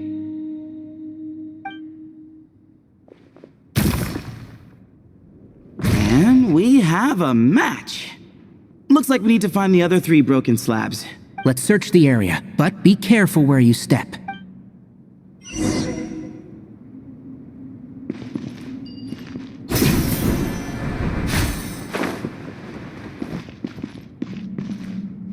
Ooh, got one! Ouch, but watch out. The edges are kind of sharp.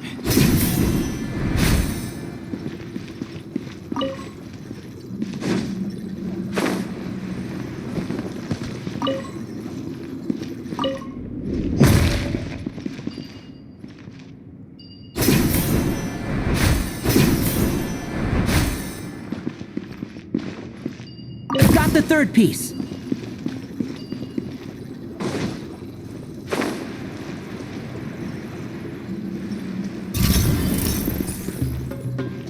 And Shroud, I'll uproot you!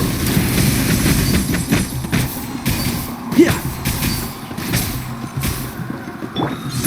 Move or be moved!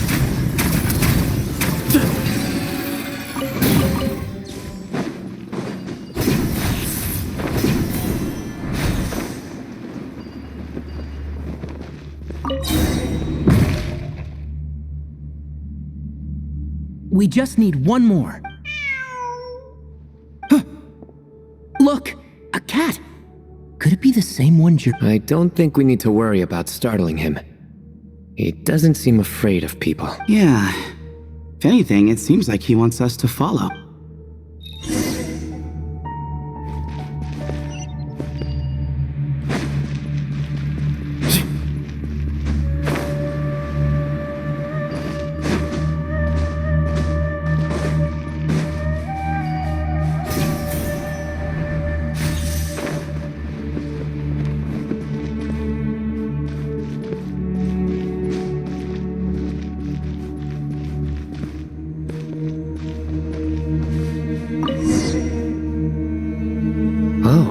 He led us to the last piece.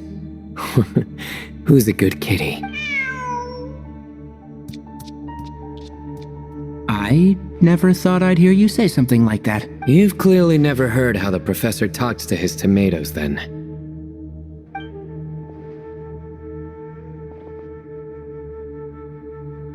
Alright, well, that's that. Now, we need to figure out how to get rid of all this dust. Behold, the great Vayu Viastra. Be honest. You've been waiting to say that for how long now? Just activate the mechanism.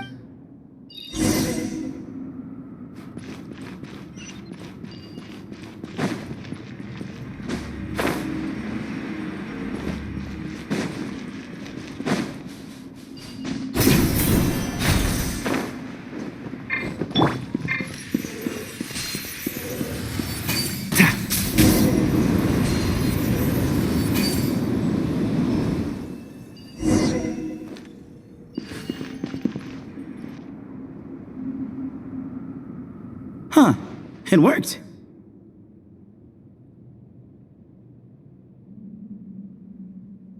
It's a picture of... 3 Hermanubises? That can't be right. The ears aren't vertical. Not true. And the lugs fall short. My hat is much better looking. A goat, an ibis, and a crocodile.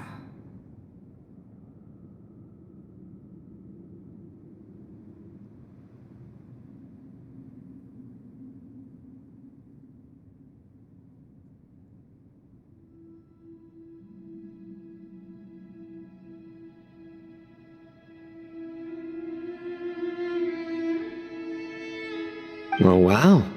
Our botanist knows more than just plant. Riveting observation. I was just thinking. These 3 figures look a lot like the 7 pillars of King Deshret.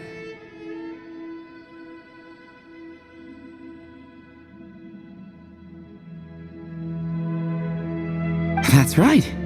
These are our colleagues. Our what now? You sure about that? Just kidding. But what I meant by that is these were Hermanubis' colleagues back then. The middle one is the Goat King Harashef, Minister of Ministers, the god Amun's most trusted chancellor. Records say he was the deputy king of the Desert Sands, chief among the 7 pillars. Someone even more impressive than Hermanubis? I wonder if that ever got his goat. Sorry, couldn't resist. Okay, that was a good one. Wait, really? I've got so much more where that came from. Where were we? This is Sopik, the Crocodile King, captain of captains. As the name suggests, he was a valiant commander and had dominion over all weapons of war.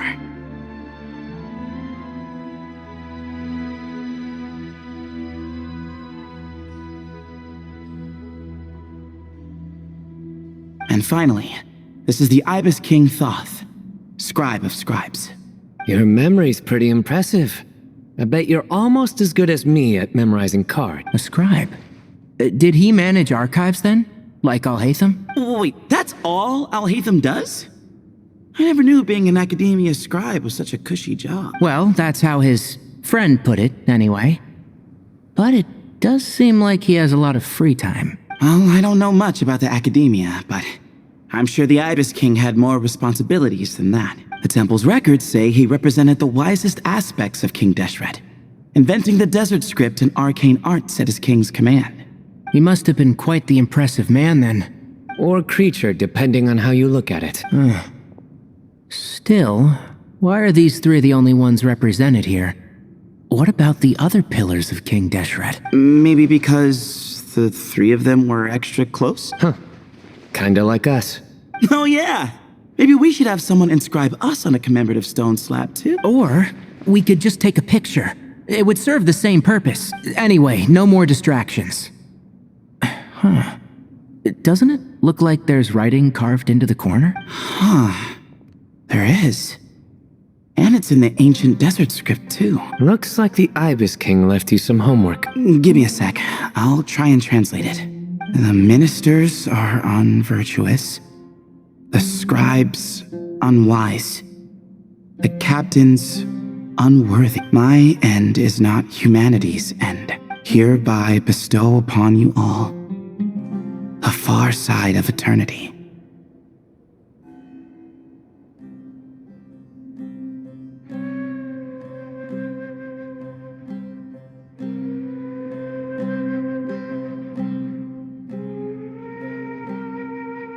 Wait, so they went to Aru? It doesn't sound like it was their idea. The far side of eternity is said to be the final land of dreams for all desert dwellers. But if such a place did exist, wouldn't it also be an inescapable prison? Yes, and based on the writing here, it's clear King Deshret wasn't pleased with these three. This gift he bestowed upon them seems more like a punishment. Such is the power of a king, I suppose. Which means the goat's the one who got in the end.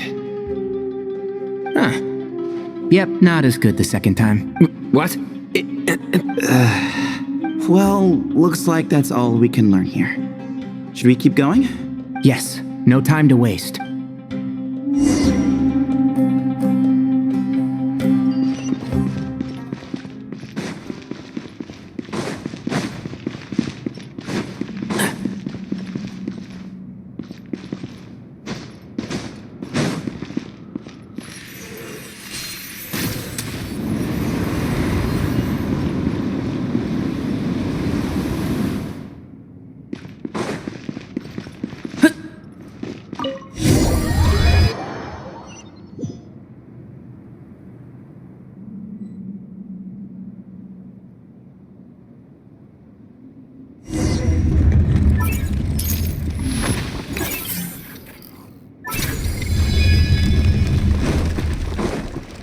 Jeez, who knew a suitcase could be so fast? Marak is nothing like this when it comes to housework. Hey, wait up! A scout's job is to take the lead. Just let Marak figure it out. Easy for you to say. I'll be the one doing the repairs if something happens. Why don't you go scout ahead then? When I think of a comeback, I'll let you know. No rush.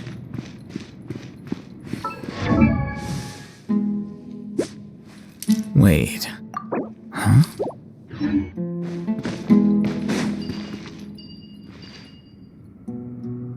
Oh, Marak stopped. What is it? Found something? Looks like something covered in sand. Let's get it out then. Oh, it's a stone slab. Good job, Marak. Let's take a look. Huh. Looks like this part of the picture goes over there?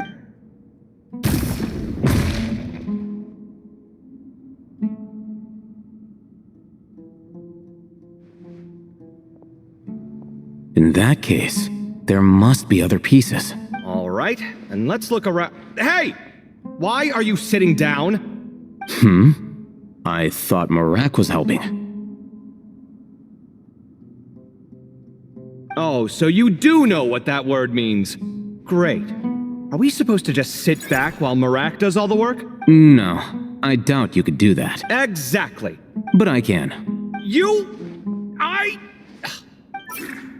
See? It's all coming back to me. How insufferable it is to work with this no-good, do-nothing... We could be more efficient, I agree. I'll work on this piece. You take care of the rest.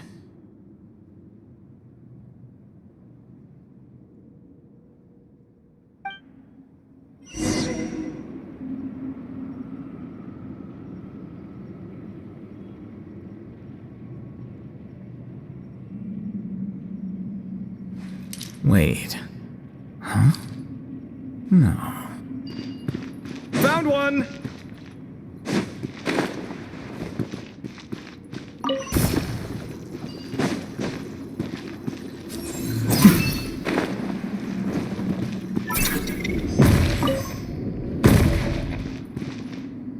Good teamwork. Looks like we found them all. The pieces fit together like a glove, but we can't see what's on them. Turn around. Huh? Look. Oh, I've seen this before. It can create strong winds. Just what we need to clean off the slab. Come on, let's... Hey! Don't worry about me. If I sit here, I won't be in the way. Oh, you don't want to be in the way? Then sit right in front, so the device can blow you straight back to Sumeru City.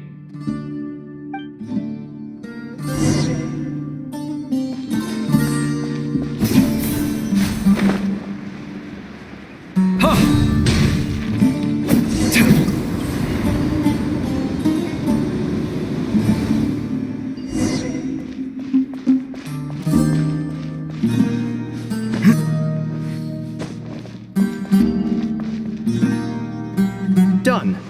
Huh. That's one big cat. And there's a shattered crown. I think it's depicting some kind of story. Look, there's writing too.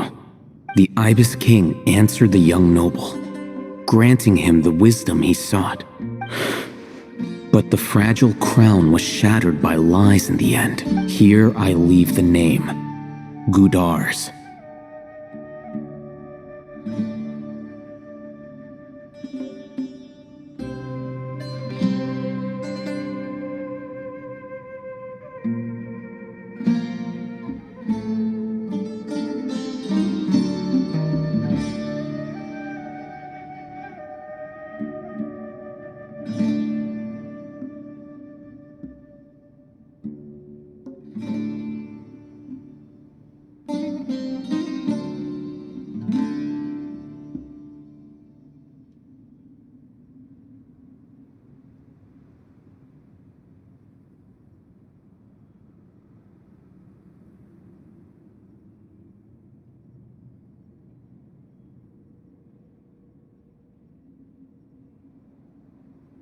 Gudar's.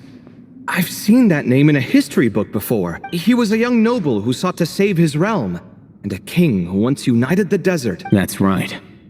Although his methods were rather shameful. During his long reign, he betrayed his family and the nobles who supported him, only realizing the error of his ways after his enemies left him nowhere to turn.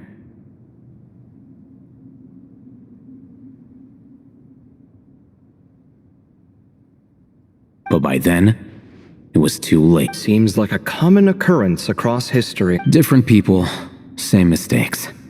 It's an inevitable pattern, destined to repeat itself. The writing mentions the Ibis King, but a cat is depicted here. Does that mean... So far, what's depicted on the slab seems true to history. In which case, this cat is either a proxy for the Ibis King or a manifestation of said king himself. Exaggeration is a common method ancient records use to highlight a being of higher status. And as we know, Layla and Jur both heard the sound of a cat while escaping the ruin. You're saying the Ibis King, one of the legendary 7 pillars of King Deshret, is here, still helping those in need? I'm saying we can't rule it out. Wait, there it is! The cat!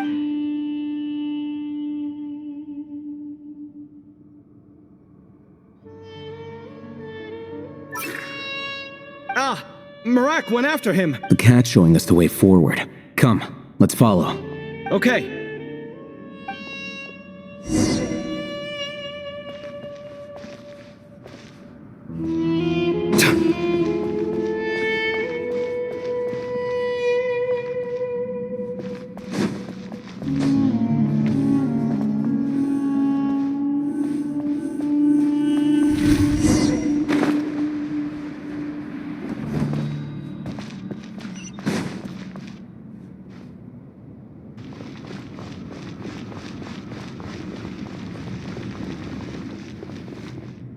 Huh.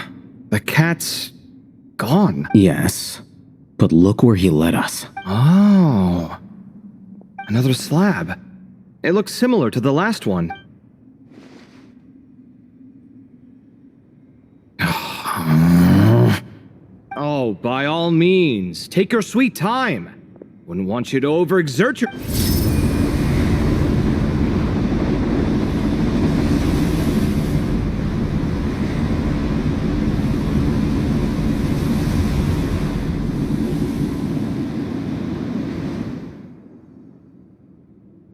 Huh. The scene depicted here seems to be a different tale. The Ibis King answered the gin-blooded dancing girl, granting her the wisdom she sought. But enemies plotted to kill her close kin. Snake venom was her self-chosen end. Here I leave the name, Makaira.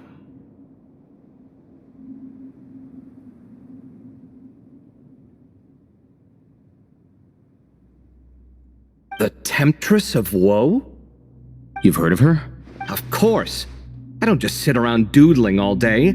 She's mentioned in tons of papers about the desert. As I recall, she was given as a gift to the tyrant king of Gurabad, and later seized the opportunity to kill him. After getting her vengeance, she reigned as queen for many years, until her enemies attempted a coup, and she took her own life. That's more or less the version I've read as well.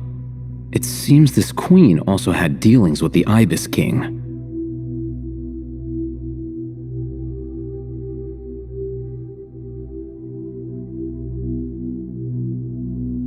Yeah, I'm starting to find this whole granting wisdom business a bit concerning. I mean, considering how Gudar's and Makaira ended up, it might not have been a good thing.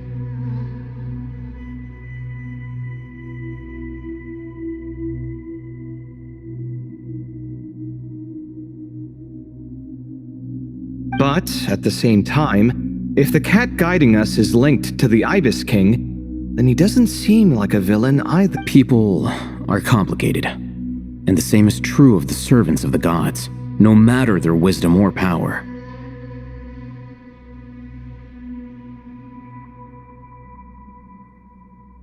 Let's reserve judgment for now and keep moving.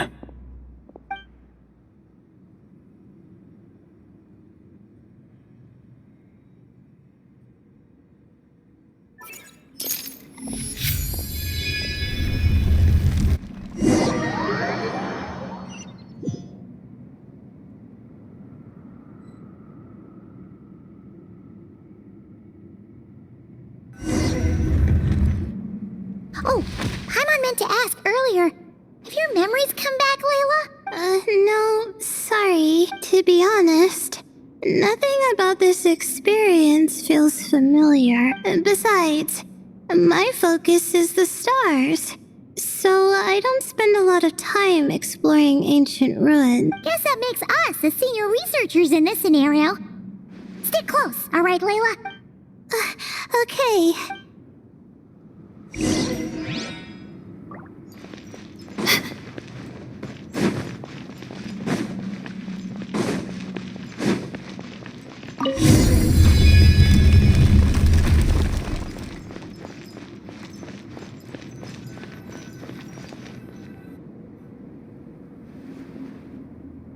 Wow, what a tall ceiling. Yeah, but for such a big place, it's so empty. Like no one ever lived here. Sure must have been boring to live in ancient times, staring at ceilings all day. Now that you mention it, I've heard some people used to draw star maps on their vaulted ceilings. Some might even make them transparent to better observe the movement of the star. It sounds so nice. Stargazing from the comfort of your own home. Wait a second. I think I see something up there. Huh? How is Paimon supposed to do that? Oh, right. Flying. Duh. Alright, sit tight, everyone! Adventurer Paimon will be right back!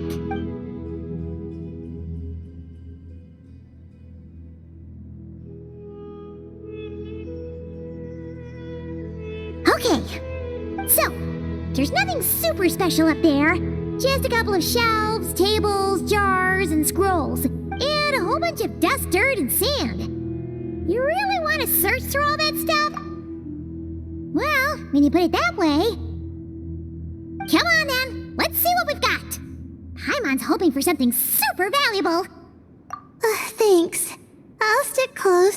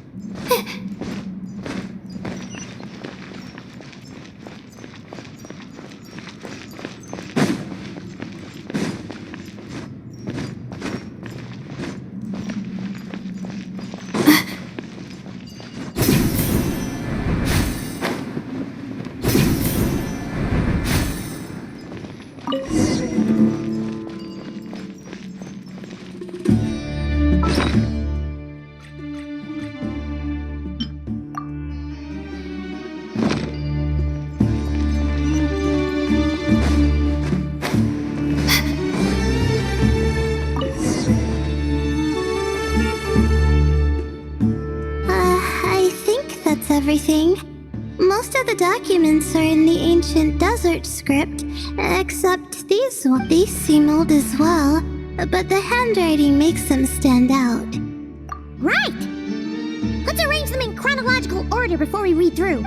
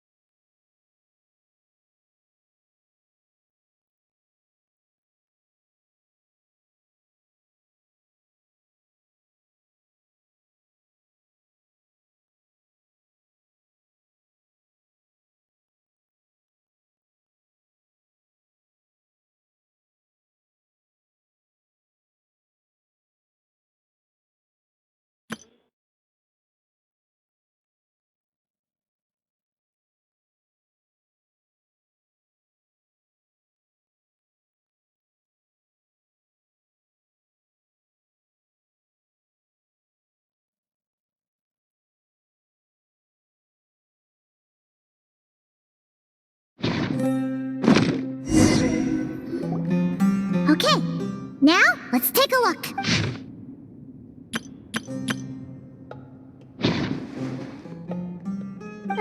Maybe this person fell in by accident, like Mr. Jur and me. Yeah, maybe. But they don't sound super worried about their situation. So, either this person's an ace adventurer, like the Traveler, or some kind of super optimist. An optimist, huh? Oh, I wish I could be that sort of person. That's right! You're detailed and passionate. Great qualities for an adventuring buddy. This optimist seems super obsessed with exploring every corner of this place. That could have gotten them in big trouble for all we know.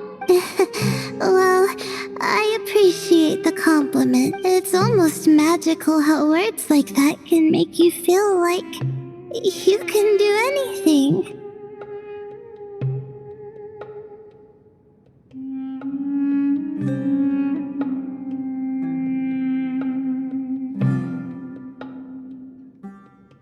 I only wish that magic could last a little longer. Until I figure out my new study topic, at least.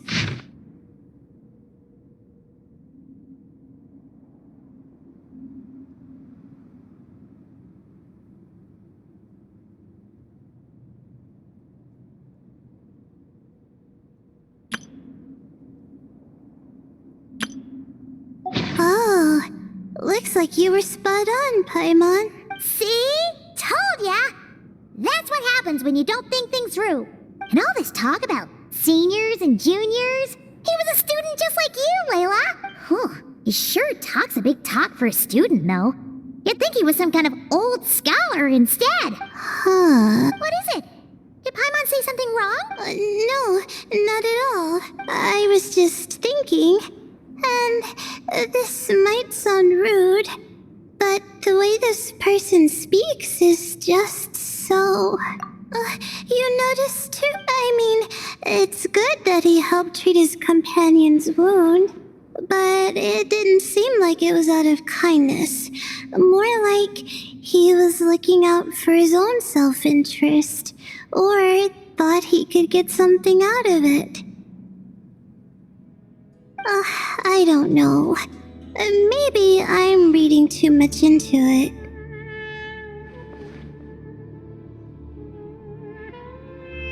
Yeah. If you're both in this dangerous situation together, wouldn't you mention them at least once? If it were Paimon, she would write down the name of every single person she was with. No one would be able to get away.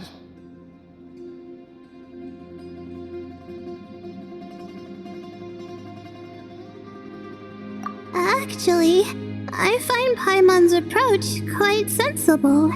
It makes sense from a safety perspective, too. That way, if anyone came to the rescue, the notes would be able to tell them everything they needed to know. Whoa! That's genius-level thinking! Well, I learned that from Madame Farzan, actually. I'm not speaking from personal experience or anything. Oh, no! I'm just a student. It's fine! You taught us something, so you're our teacher. Simple as that. Anyway, from the looks of things, the student who left these notes behind was pretty weird. Let's keep reading.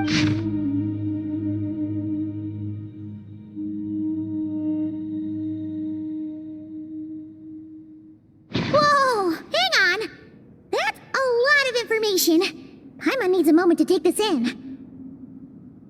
The Ibis King. So, did this person actually meet the Ibis King here?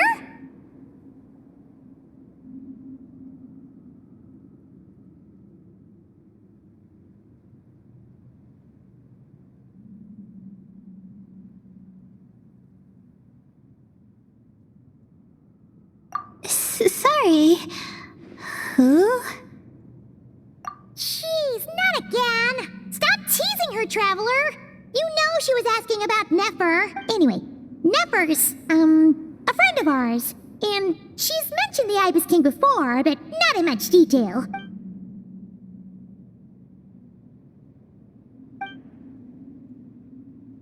Oh, I see. Well, that's not too surprising.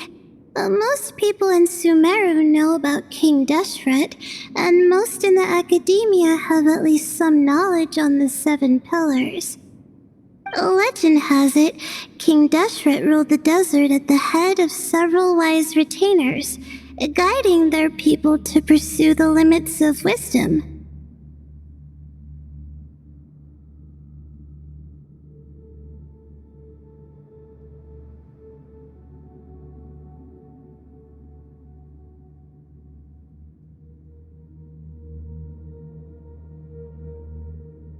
He also left behind treasures for future generations, which continue to be relevant in nearly every research discipline. And now this message indicates this student and his senior were rescued by the Ibis King.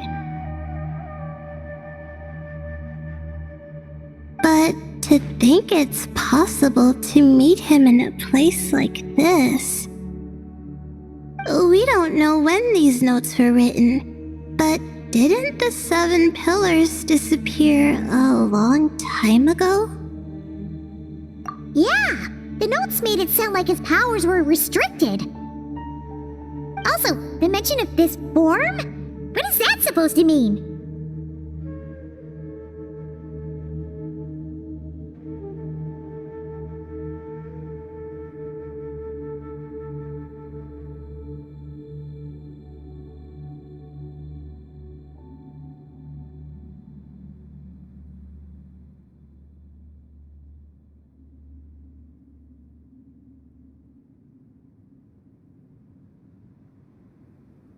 I'm not sure. Let's keep reading.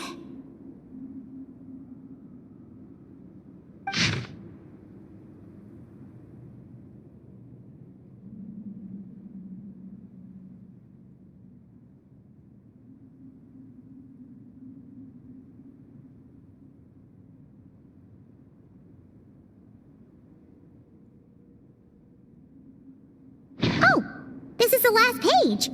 There's even a signature at the end.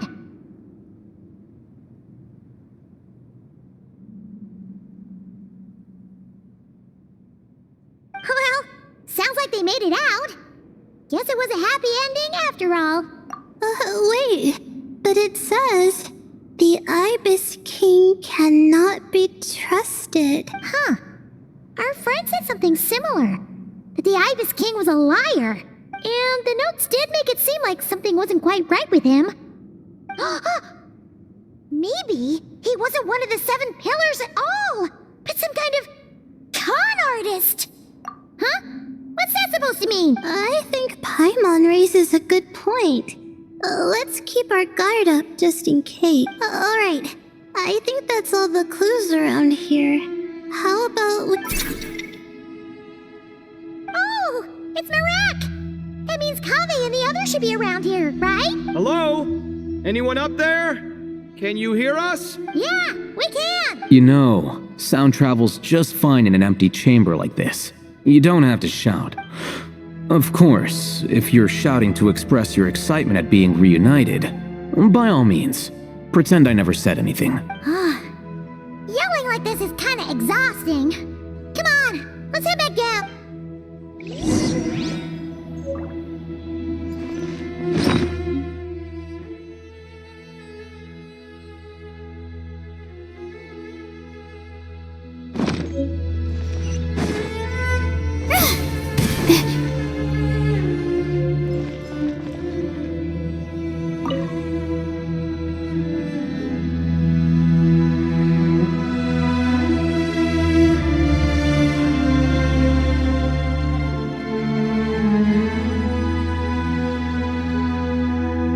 Wow, we all ended up in the same place, huh? Yeah, what a coincidence. Indeed. Or as I like to call it, the chai factor.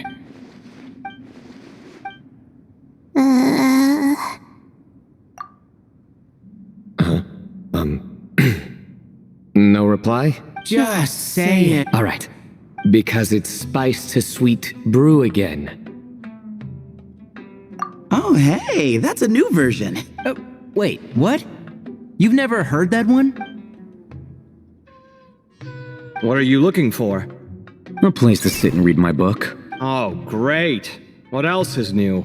Well, looks like everyone made it through unscathed. Let's take this chance to get some water, rest a bit, and discuss what we learned.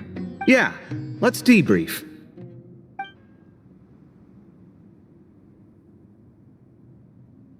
Okay, so we all learned a lot, but it feels like we ended up with even more questions. Yeah, but one thing's for sure. This place is tied to the Ibis King in some way. Hey, Sino. You're the current representative of Hermanubis. Can you call him up for a sec?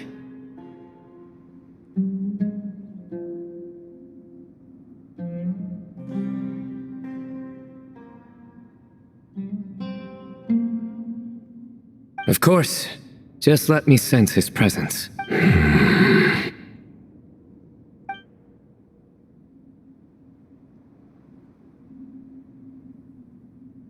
Just kidding. I can't sense him at all. Jeez, Sethos. Did you set him up for that one? What are you, a two-man act? Sorry, Hermanubis isn't like the Ibis King. He can possess me, but I can't talk to him whenever I want. Oh, truly? Does that mean he's gone? I would have liked to reminisce about old times with him. The cat! It speaks! Of course it speaks. In fact, it is not an it at all. You do me a great offense. My apology. Esteemed cats. Sir? Oh, this little contraption is still here. Contraption? No, this is Marak. Which means you do his assistant a great offense. Huh? Well, I didn't mean... Well, I apologize. I wasn't referring to this Marak, but rather the thing that operates it. King Deshret was quite partial to it. I have forgotten what it was called. It must have had an official name, albeit in the old tongue. Even if I did remember, I would need to translate it into modern language. It's not important. Marak's a fine name. Even better than the original, if you ask me. Who thought of it? And the remodeling. Quite well done indeed. This Marak looks much happier in its current form. Oh, and the components should have model numbers written on them. You can look them up if you're curious. This cat talks.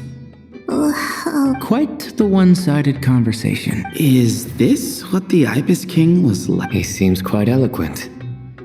I wonder if he plays cards. Ha! I knew Marak was a great name. Go... Let's see, what page was I on again? Should have brought a bookmark. That all went over Paimon's head.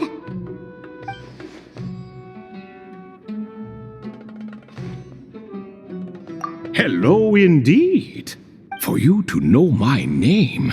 Yes, I was not mistaken. You are special among your companions, but you are all guests. It is only proper to invite you in. Come then, this way.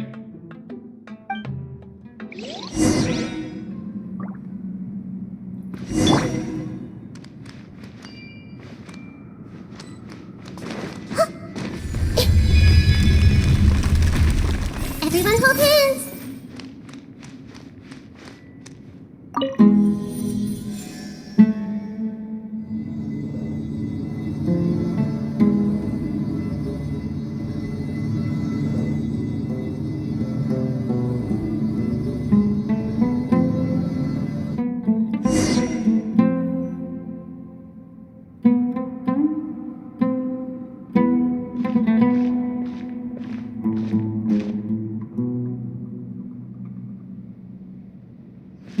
Welcome to my humble abode.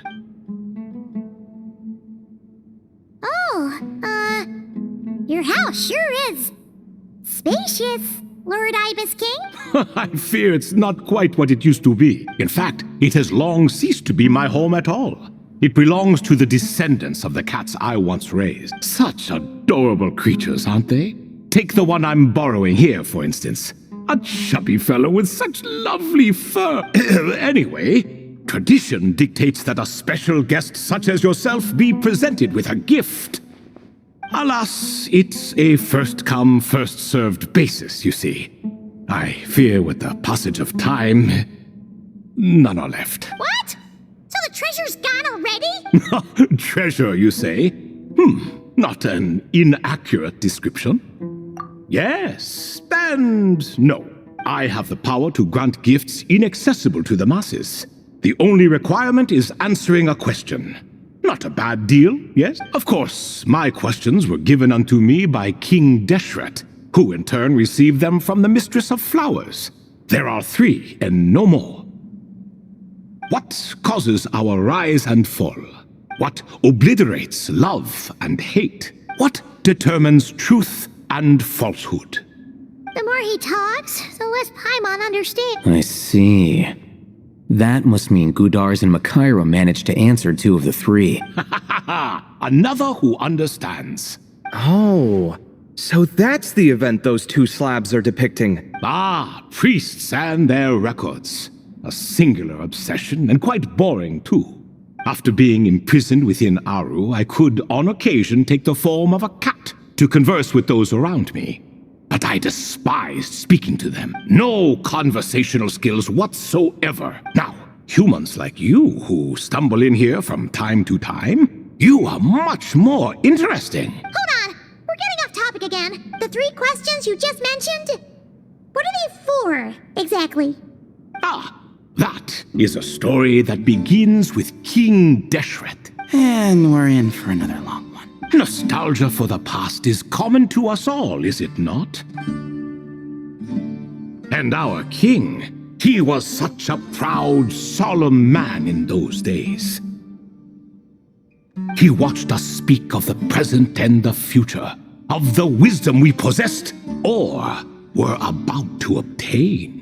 We were his proud retainers, confident in our belief that, so long as each one of us used our abilities to the fullest, progress was inevitable. Yet, King Deshret's ambition was not destined to be allowed in a close. In fact, from the beginning, there were signs an outcome of this nature was inevitable. Because although there were 7 pillars, one was forever absent.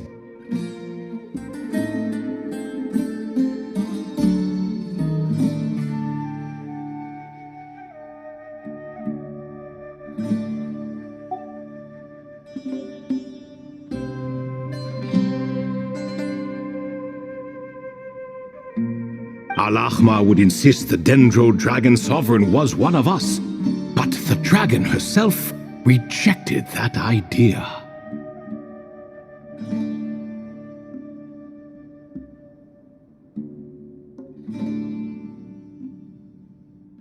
Huh. Like a card you can never seem to draw from your deck. More like a card that was never in the deck to begin with. Alas, that's just who Al-Ahmar was. There was nothing we could do about that. And I always preferred chess to cards. In the end, life grew unbearable for our king. But, of course, those who remain must continue to live on. But subjects like us were less fortunate. After all, the fate of a retainer is decided by the king, including the chance to walk away. So it was then that King Deshret had Kroko, Goti, and I locked up within Aru, where we remain to this day. Kroko. Goti? Ah, of course. You're more familiar with their full names. Sobek, the Crocodile King, and Hereshef, the Goat King. And let me tell you, when it comes to chess, Hereshef was a habitual backseat strategist, always spewing nonsense from the sidelines. Well, Sobek was all too quick to take his terrible advice, to the point where I was the one who got accused of cheating. Chess is an exercise in patience, and that man couldn't sit still to save his life. He could never excel at that game. In fact, neither of them were good at chess. Even so, we played together often, and since I was always the winner, we got along quite well. What are you laughing at? Were we not good friends? No one's laughing. Paimon would never. No, not you, it's Goti. He's laughing for no reason again. Can you not hear him? Ah, right, of course you can't. The 2 of them are inside Aru, as am I, so only I can hear them. What is even going on here? Has he, started to lose it after being trapped for so long? That does happen to prisoners serving life sentences. Speaking of which, how's Azar doing these days? I doubt he's doing much of anything. Just what I wanted to hear. What is the meaning of this? You doubt my words? I have half a mind to not talk at all. Oh, no. They're not questioning you, Lord Ibis King, just discussing other things. Please, continue. In that case, where were we? Getting to the part about the 3 questions. Hopefully.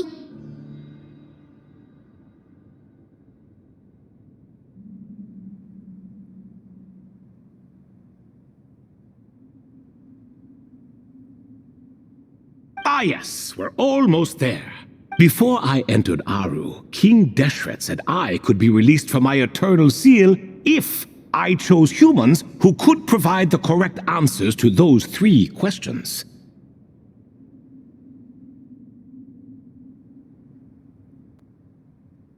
The first person who caught my eye was Gudar. I asked him, "What causes our rise and fall?" He answered, "Conspiracy and betrayal, for it renders the righteous and wise unable to succeed, and thus nations fall." I found his answer quite interesting, so I bestowed upon him the power to deceive. The second human I chose was Makaira. I asked her, "What obliterates love and hate?" She said unto me, "I have nothing left to lose. Vengeance alone can quench both love and hate." I found this to be another fascinating response, so I granted her the power to be love. But both of them ended up... Now then, young one, riddle me this. Did their answers point to this fate, or was it the power I bestowed upon them that determined their end? I'm just an observer who doesn't understand their circumstances, so I can't answer. A clever reply. I do not wish to comment either. It is all in the past at this point. My only wish was for their answers to be acknowledged by King Deshret's rules, and bring me one step closer to freedom. As for the final person, her fate remains to be seen, so I will not reveal her name.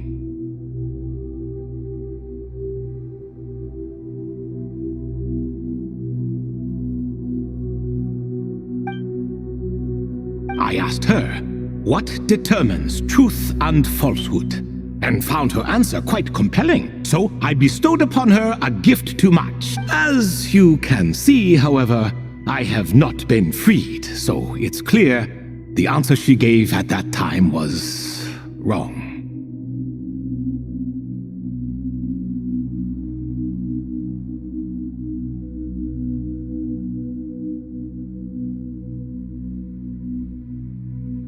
But, alas, 3 people were chosen, and 3 questions were asked. So now all I can do is wait. Wait until her wisdom is in line with the rules set forth by my king. Until she has found the true answer to that question. No wonder there was no 3rd stone slab then. Or perhaps you're just not ready to include her in the story. Though, that might be a generous interpretation. Well, it's not merely because her story remains unfinished. As the remaining priests of this place left, or passed on, there were none left to record the events that follow. Besides, stone slabs are few and far between in the Great Red Sands. In the sprawling desert, very few things or people even manage to leave a trace. But sometimes I can't help but wonder if that young man from several centuries ago had been willing to answer my question. Would I have left Aru by now? Wait, so there was someone else? Of course, it has been thousands of years after all. All sorts of people have stumbled upon this place, but I only chose the special ones. That young man had such a singular intelligence, though his companion, by contrast, was rather average. The author of those notes we found? The student named Zandik? Ah, yes, I think that was his name. In truth, I was unsure whether I should grant him my 3rd remaining gift.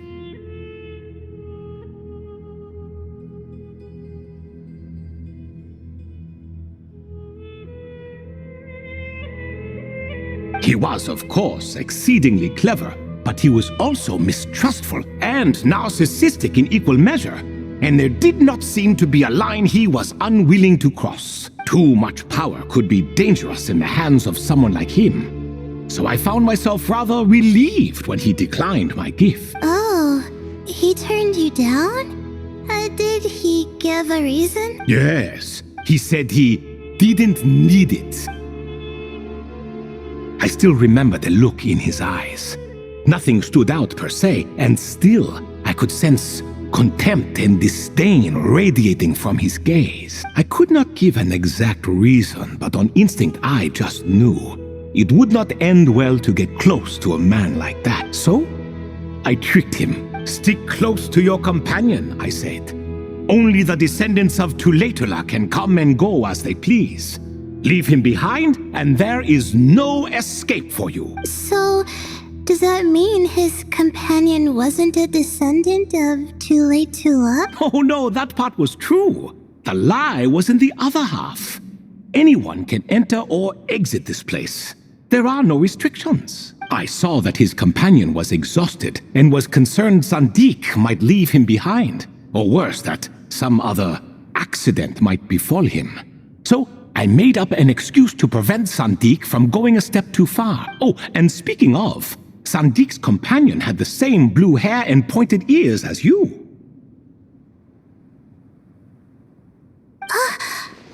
Wait, does that mean Layla's also a descendant of Tuletula?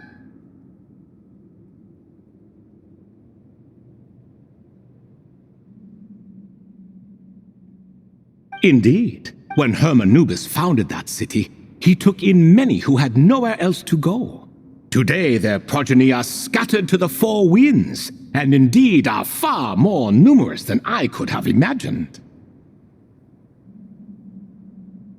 So the person you protected could have been my ancestor. Yes, yes. You're very welcome for that. Could I ask another question, Lord Ibis King? Of course. I have nothing but time, I'm afraid. Did you also save me and a man named Jur? I did. You two were quite unlucky bumping into a device King Deshret once used to measure human brain power. That contact caused more knowledge than you could handle to flood into your mind. So I replaced that knowledge with simpler, repetitive information. Of course, the side effect being the same thought repeating over and over again in your mind, but that should resolve itself in time. How many moons are there in the sky? Yes, that was the phrase I used in your head. I forgot the other one, though. I believe it had something to do with... Both were spur-of-the-moment decisions, so no need to dwell on the meaning too much. Oh, I see. Thank you, Lord Ibis King. As I said, young one, you are most welcome. If you're inclined to return the favor, perhaps you could turn off that device so no one else can trigger it? There's only so much a cat's paw can do, so I'm afraid this is something I must leave to you. Or Marak, I suppose. Oh, splendid! Another one bites the dust. Such is the fate of things here. Day by day, little by little, the remnants of ages past fade into obscurity. For that reason, the gifts of bygone eras, be they tied to your blood or technological in nature, are not to be revered. They are tools, nothing more. Disrespectful? I simply make the most of what I have. Besides, our king has been gone all these years. What good does it do to revere him now? Oh, are you talking to the Goat King again? No, Croco this time.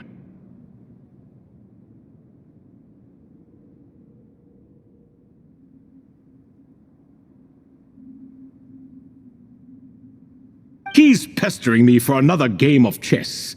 Says he wants to even the score.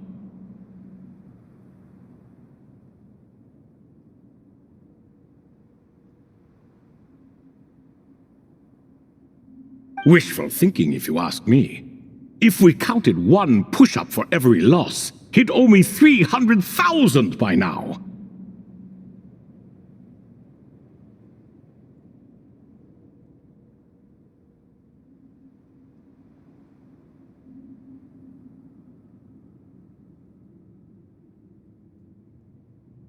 Of course, that's just a rough estimate. I've never kept count. It appears that's something you like. Being someone unable to be defeated. I suppose so.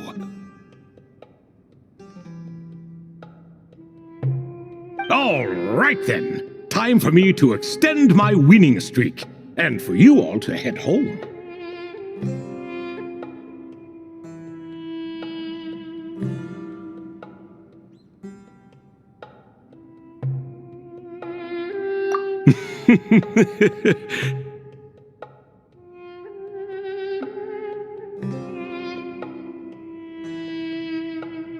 In truth, deep down, I know even the answers to those 3 questions will not change my fate.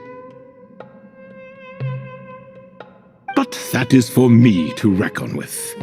Go on now.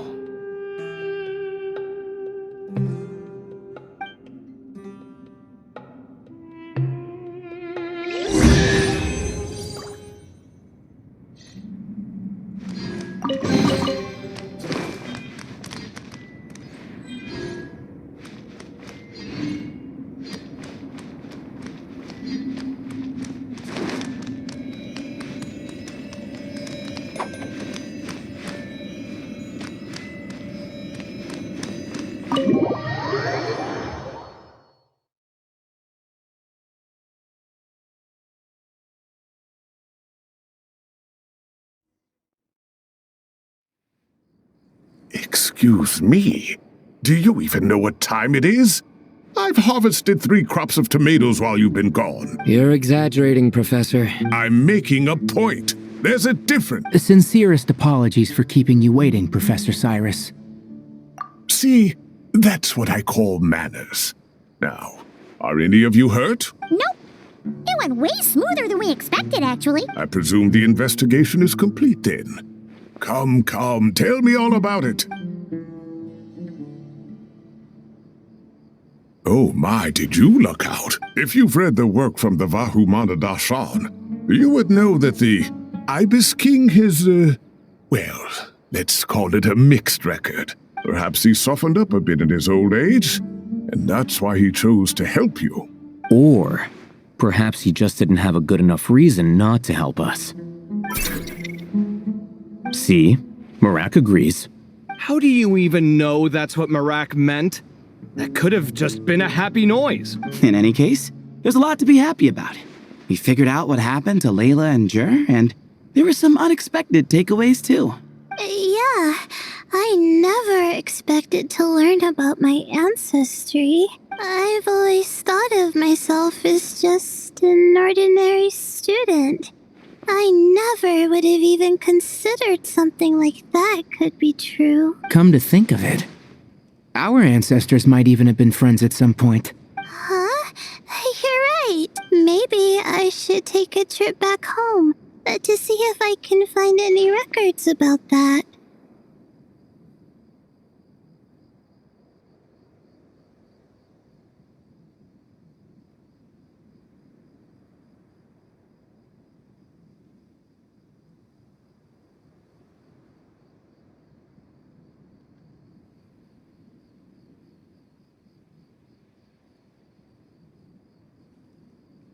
Oh, I was just throwing that out there. I wouldn't want you to go to the trouble. It's fine. My advisor gave me a break, and I still have a few days left, so... Oh, wait. My study topic. I haven't made any progress at all. No. I need to focus on that instead. Right. Couldn't you help her, Professor? Huh? No, I could never. Me, you say? I'm from the Spatamar Darshan, and I don't think that Nephis or Zahahadi researched the star. All I have to offer are my homegrown tomatoes, although I suppose it's not impossible. I can ask a few old friends to recommend some interesting topics. You really don't have to. It sounds like a lot of work. Hardly. A few passing questions while we water the plants? It's no trouble at all. Thank you so much. Of course. Now it's getting late, and you all must be tired. Let's wrap things up here. Some say desert nights are the sun taking mercy on us, after the heat of the day. So, let's leave while she still feels merciful.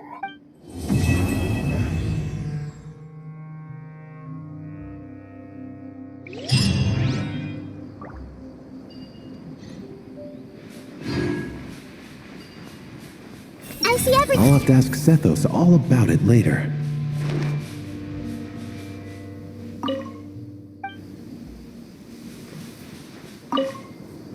You made it back safe and sound. Glad to see it.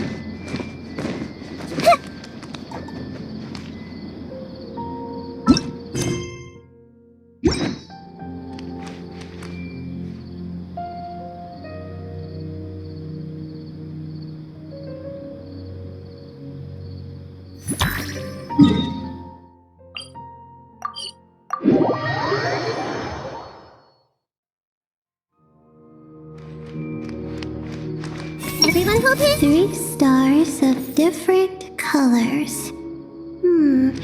Could that be a potential research topic? I should look into that. Miss Layla seems to be under a lot of pressure. I should take her to watch her performance sometime. That might help her unwind. 3 stars of different colors. Could that be a potential research topic? I should look into this. Miss Layla seems to be under a lot. Well, this is an unexpected reunion. Like, 3 stars of different colors rising in the same sky. What a spectacular occasion! Archon and Miss Nilu from the Zubair Theater. I'm not interrupting anything, am I? Of course not. I'm just relaxing, gazing up at the starry sky. I get a lot of inspiration for new dances when I come here. Oh, I'm also here to get some inspiration.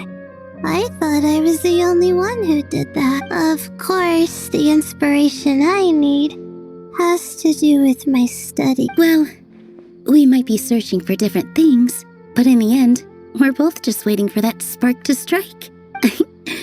But this time, it wasn't inspiration, but Lesser Lord Kusanali who came knocking instead. How do you know I'm not here searching for that same spark? We must innovate after all, even in dreams. Here, I brought some candied agilenak nuts.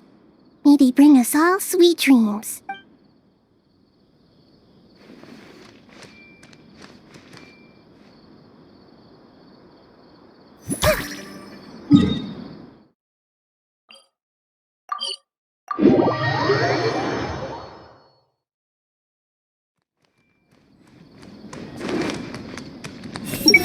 Why is it getting so hard to keep up the act? Is a worry-free life too much to ask for? It's been an eventful day, and it seems someone is intent on not making tonight any easier. Have you decided on what to eat? Fine. I'll go ahead and order then. Hey! Wait a minute! So, when you do the thing where you pretend not to hear a question if you don't want to answer, it works like a charm! But not when I do it? That's because you have to use it on the right person. Besides, you really think you can use my own tricks against me? Everyone hold hands! Makes me laugh every time.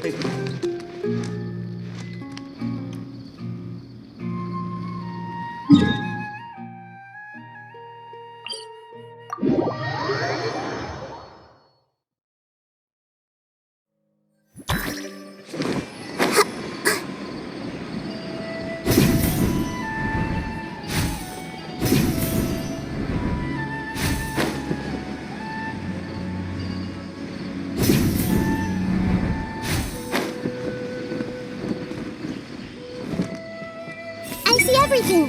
Rainforest life sure is something. Do all desert dwellers become like him after being here long enough? Haven't thought of a new pun yet, but it'll come to me.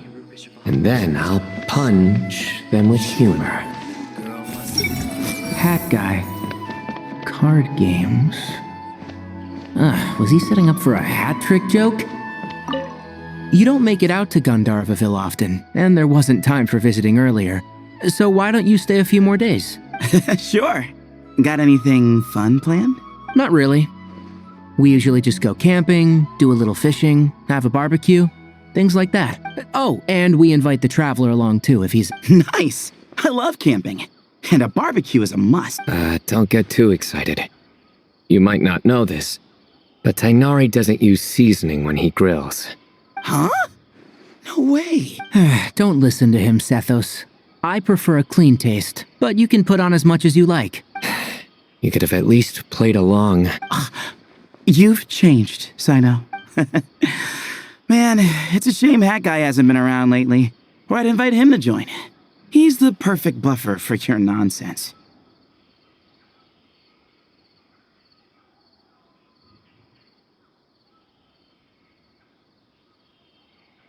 I wouldn't mind him tagging along either.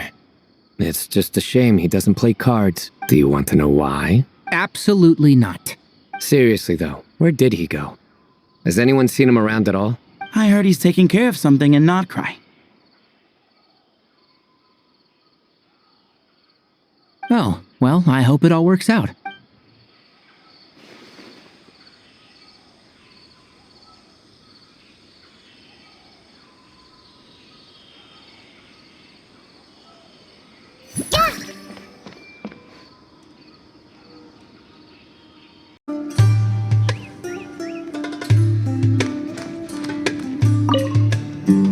Hey there! Ready to go full speed ahead with Cullen Anbot and Barjone Bunny? Our 2 scouting buddies are tuned up and ready for testing. Nice! Sure takes you back to the gliding test days, huh?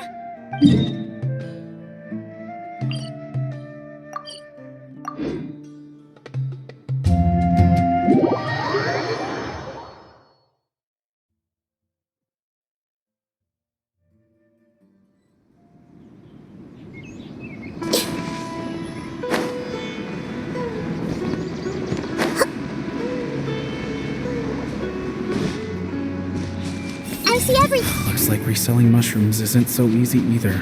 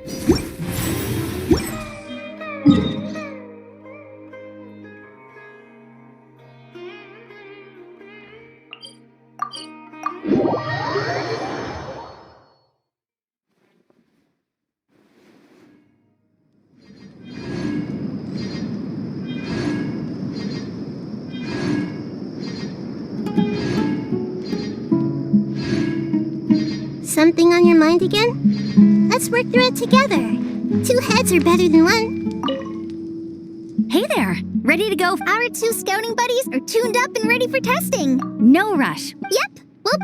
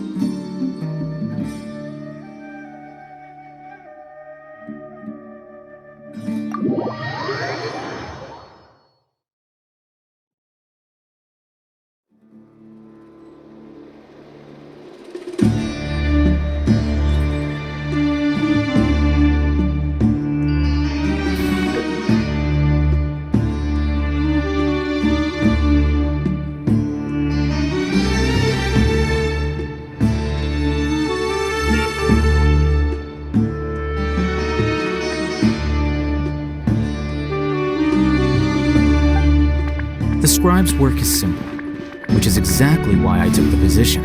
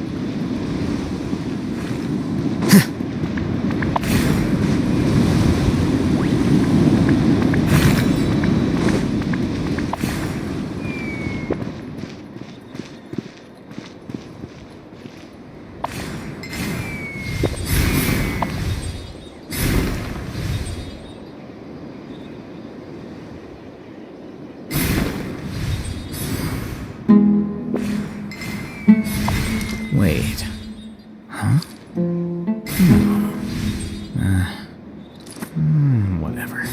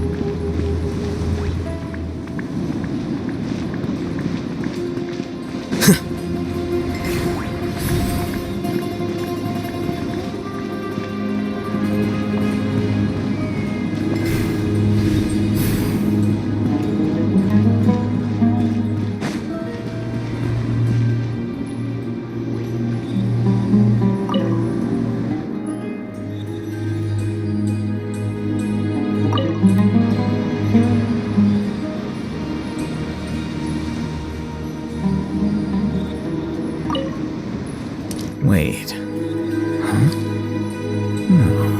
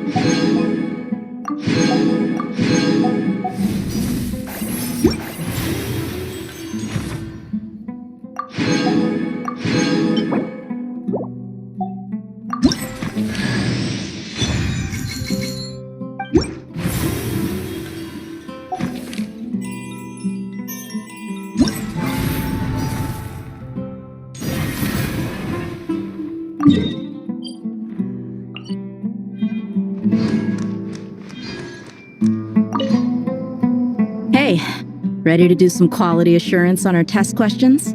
Wonderful. Just don't forget to pace yourself.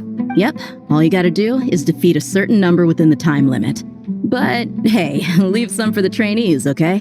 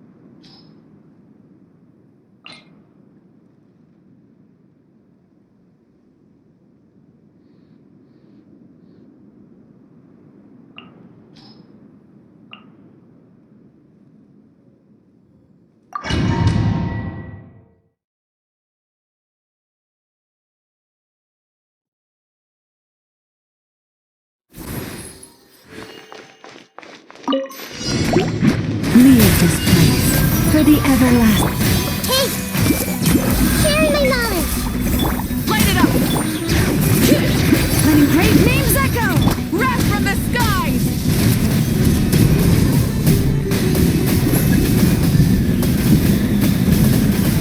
Incinerate!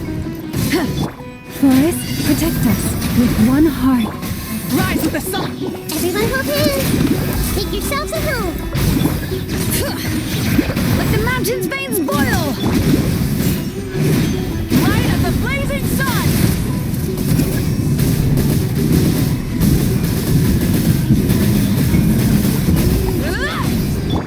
You poor lost lamb, for the everlasting forth. Grow, grow, grow! The Temple of Wisdom! Ha! Ha!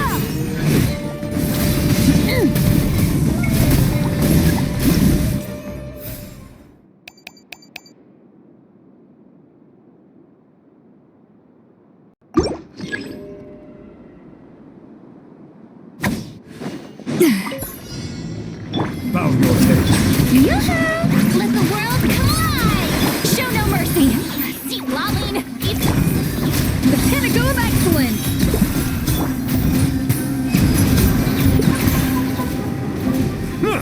Be sanctified.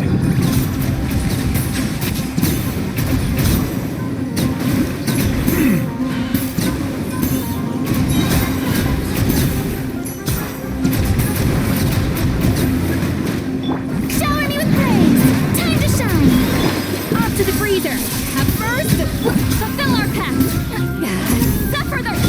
The tides beckon.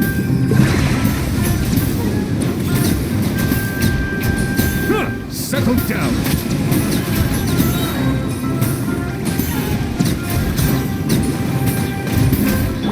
Strike a pose! Let the world come up! Show no mercy! Not you two! A dash of frosting! The pinnacle of excellence! Be sanctified.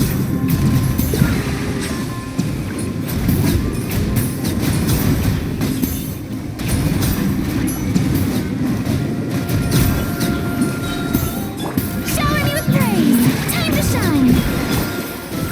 See, lolling! Eat papa! Off to the freezer! At first, the flavor! Silence.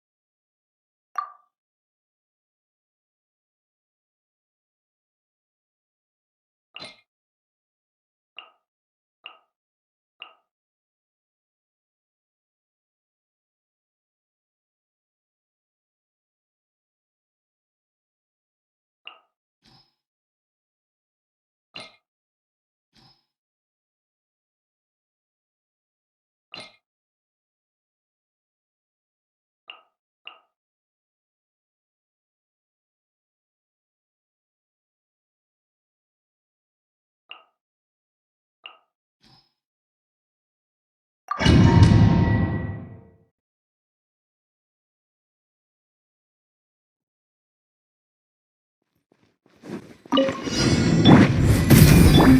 in! Rally! Crumble! A proper send-off from the Cena with love.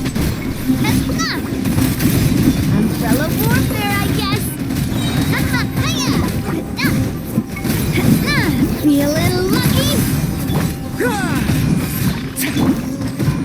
Feel this ancient power. Fire! Well, with feeling lucky? Press the advantage!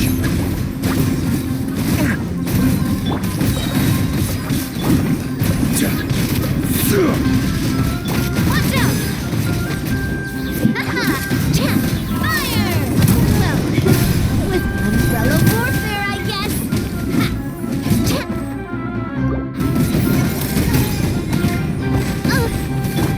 Rise! I will have order. Advance! Rally! Moment of birth.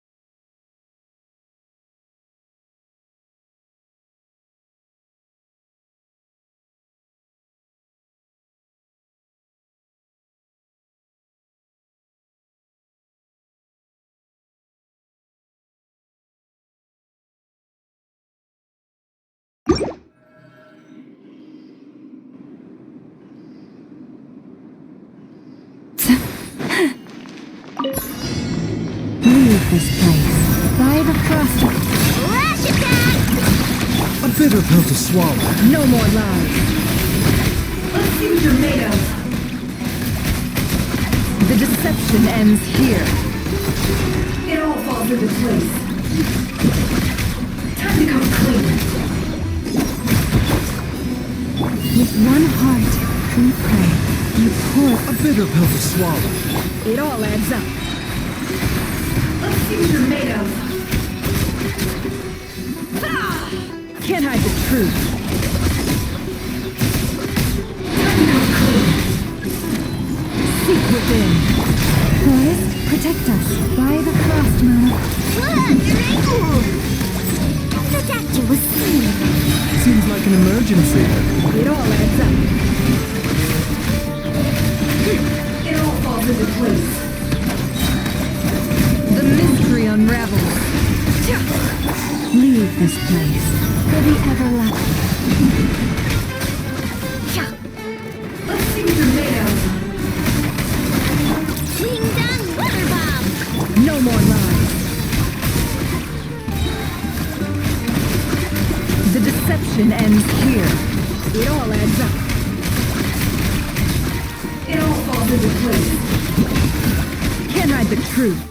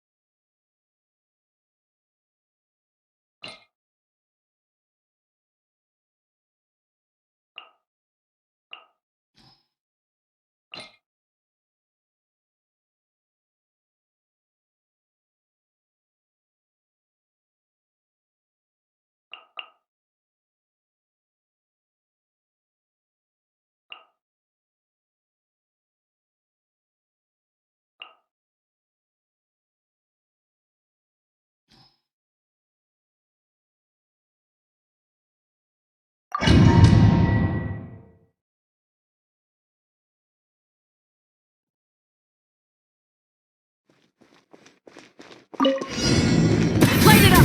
Wrath from the sky! Suffer the wrath of... Go! You're free now! Not too far? Let's fly!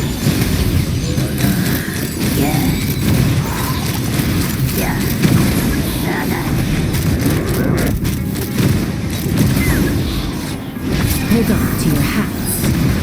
Get to work! Not you two! Time to end them! Rise with the sun! Pyroclastic surge! Farewell! Time to say hello. Locked on! Bullseye! Locked on! Fire in the hole! Show no mercy! Suffer the wrath from the sky! Try and stop me! Tell me what you see.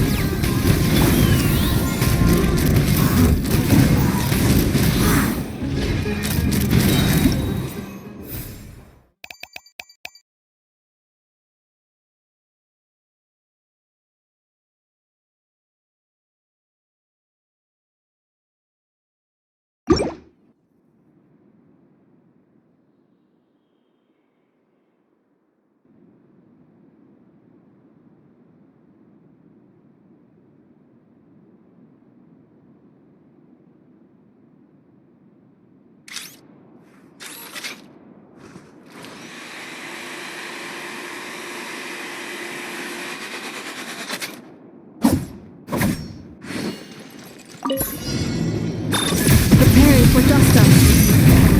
Strike a pose! Let the world collide! Settle down. The tides beckon.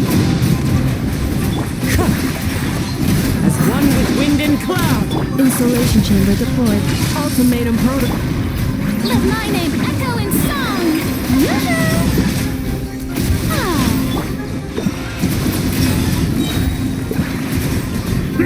Be sanctified.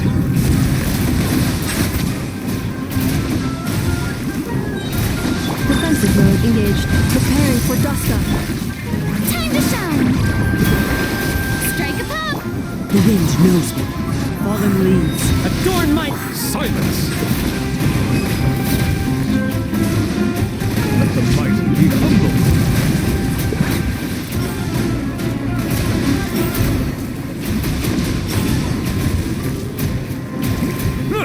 Cleanup sequence initiated. Annihilation mode. Let the world collide! Bow your head. The tides beckon.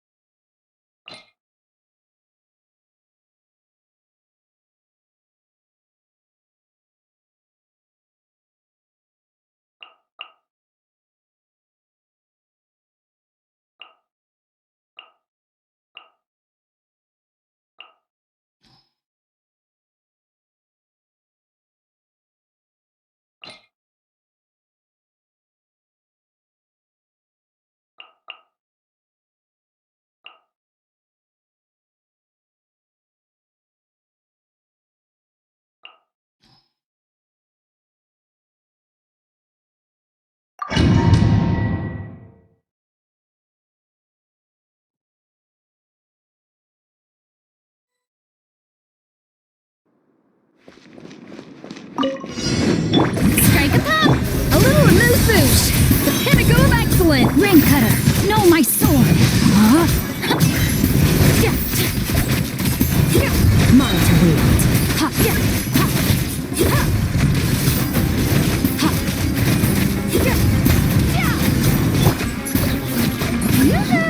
Let my name echo in song! Off to the freezer! At first, the flavor! Witness the power of Fieldwise. Rain outlines your fate. Know my...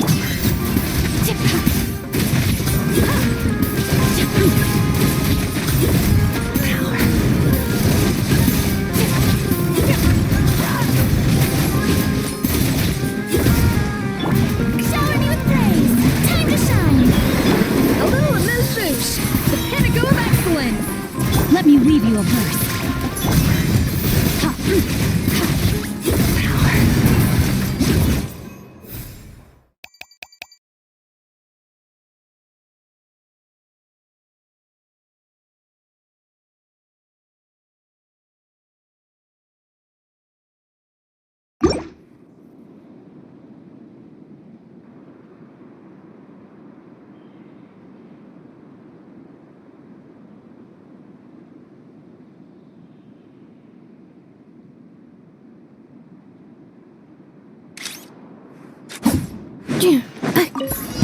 Use of force authorized. Installation chamber deployed.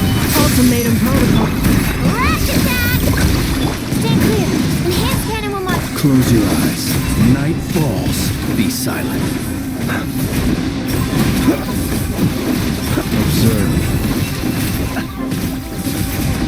Look, the rainbow! Cleanup sequence initiated. Preparing for dust up. Animal test 6308. Close your eyes. Beware the creatures of the night. Like dust. Use of force authorized. Do you fear the dark? Installation chamber deployed. Annihilation mode. Rush attack! Swirl, Mark 2. Stand clear. To dust. Observe. Do you fear the dark? Use of force authorized. Defensive mode engaged. Ultimatum protocol. Animal test 63. Be silent. Night falls. Close your eyes. Do you fear the dark? Look, the rainbow! Enhanced animal module 75. Observe. Close your eyes. Night falls.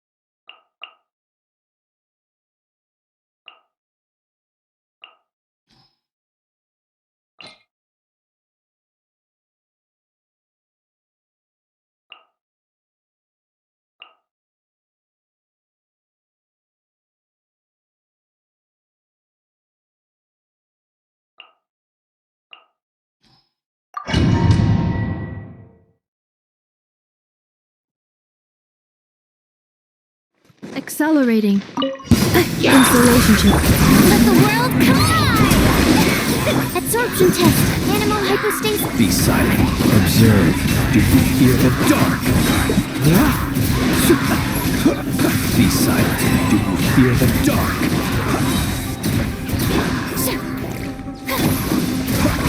Cleanup sequence initiated. Preparing for dust up. Strike a pose! Close your eyes. Enhanced animal module 75. Animal test 6308.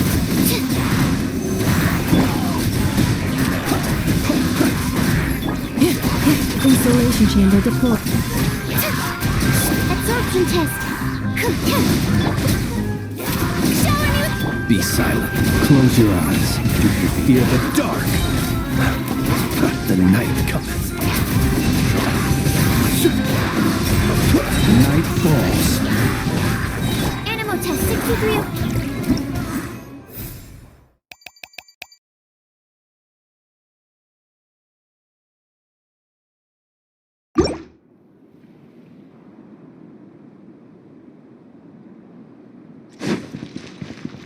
Your coming was foretold. Into the wind. Clouds high. The bird. Bring it! I'm going in! Care for a dance.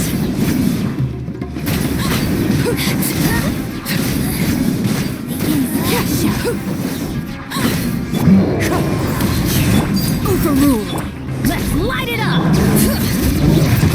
Hear the echoes of the bell. Wind strike. As one with wind and cloud. Everybody stand! Your coming was foretold. Care for a dance.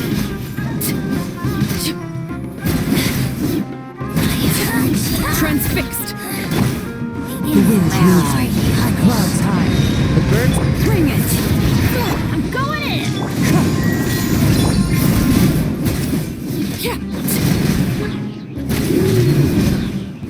Your coming was foretold. Care for a dance. Lake Bear. Teamwork is done! Wind strike.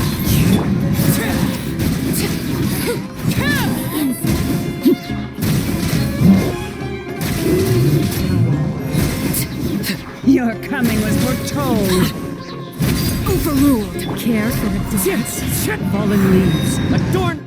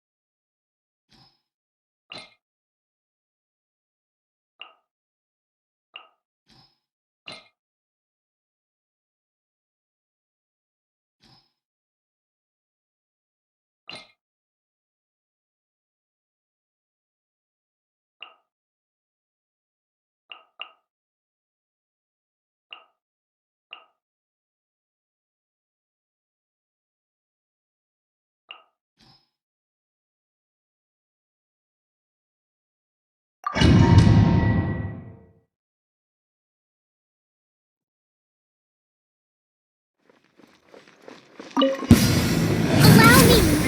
A bitter pill to swallow. The doctor was seeing. Let's dance. Letting brave names echo. Billowing surge.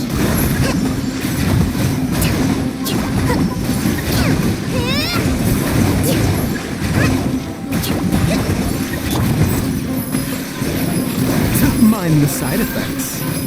Taking a turn for the better. Hear the echoes of the valley. Ready, steady, go!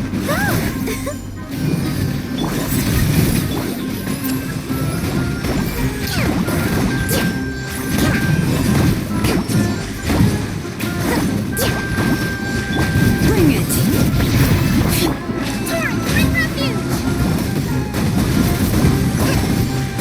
Let the mountain's veins boil! The doctor was seeing. A bitter pill to swallow. Remember, health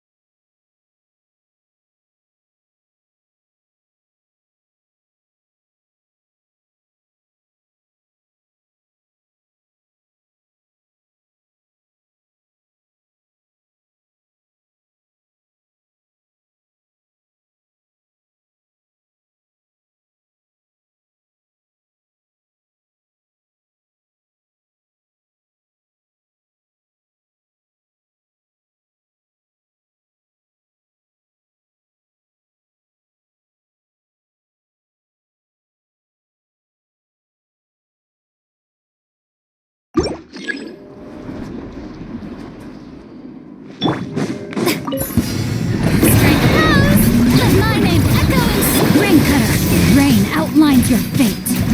Off to the freezer. Juice on the loose. Ha, ha. Ha. Power. Ha, ha.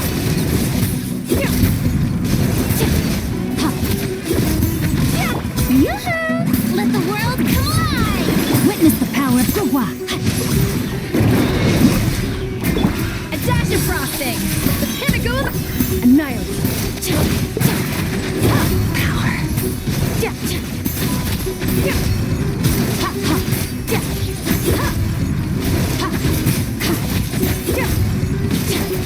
Let me weave you a bow. Time to shine. Shower me with praise. Goose on the loose.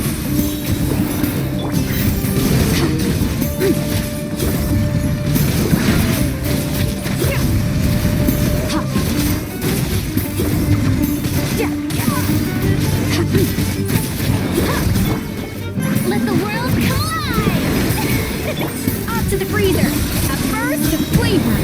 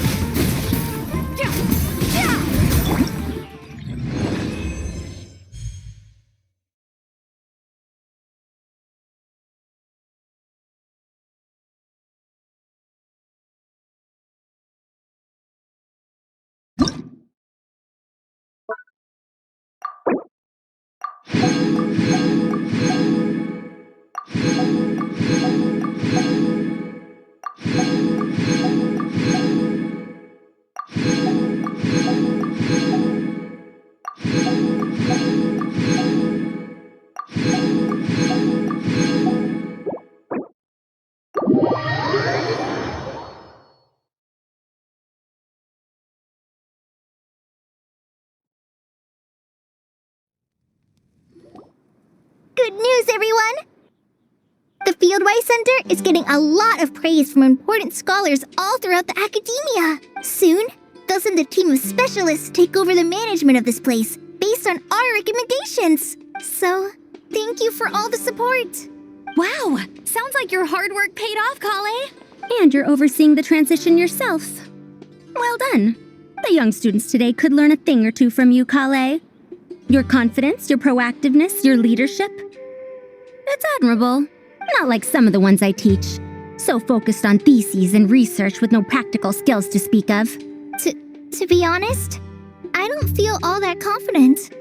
Being the go-between for all the different Darshans, coordinating everything, I still can't... Oh, but the Traveler and Paimon played a huge role in that too. I can't think... Yeah, we're used to this kind of work. So for us, this was more like a super special camping trip with friends. You know, a few puzzles here, a little exercise there. It was super fun. Pretty much a piece of cake. Oh, man. Now Paimon's hungry. Hey, now that we're all done, why don't we go get some food to celebrate? Candace and I are 2 steps ahead of you. This way, everyone.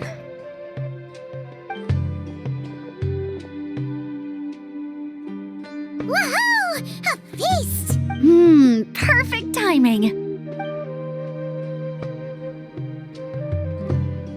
Oh, it's been a while since we've had such a delicious spread of dishes from Sumeru. Paimon feels like she could eat twice as much. No, 3 times as much as normal. Huh, is that a challenge? Careful what you wish for. We have your wallet to think about. It's been a while since I've had food from the desert region. It's nothing like I remember. Now this is the real deal. Everything I've tried before pales in comparison. That means a lot, Madame Farazan. If all the researchers who came to our village were so polite, we would have an occasion to offer feasts like this more often. By the way, you planning on doing any sightseeing, Miss Amber? You came all this way after all. Oh, for sure. I hear that there's a forest full of gigantic trees northwest of Port Ormos, with trunks bigger than the entire width of the Good Hunter restaurant. I'd love to see it for myself. Oh, and I bet I could climb up and then glide down from the treetops. That sounds so fun. In that case, I'll give you some snacks to take with you. Like a dense cake or some dumplings. The wind's strong up there, so you don't want anything too crumbly. Oh, and you'll need a thicker water skin, so it doesn't break if it drops. Oh, dumplings sound great. So soft and chewy. Great thinking, Cole. As for the desert, I'd love to check out some of the ruins, like that giant one shaped like an hourglass. I'll just observe from a distance, though. Your ruins could be protected sites, so better to not barge in.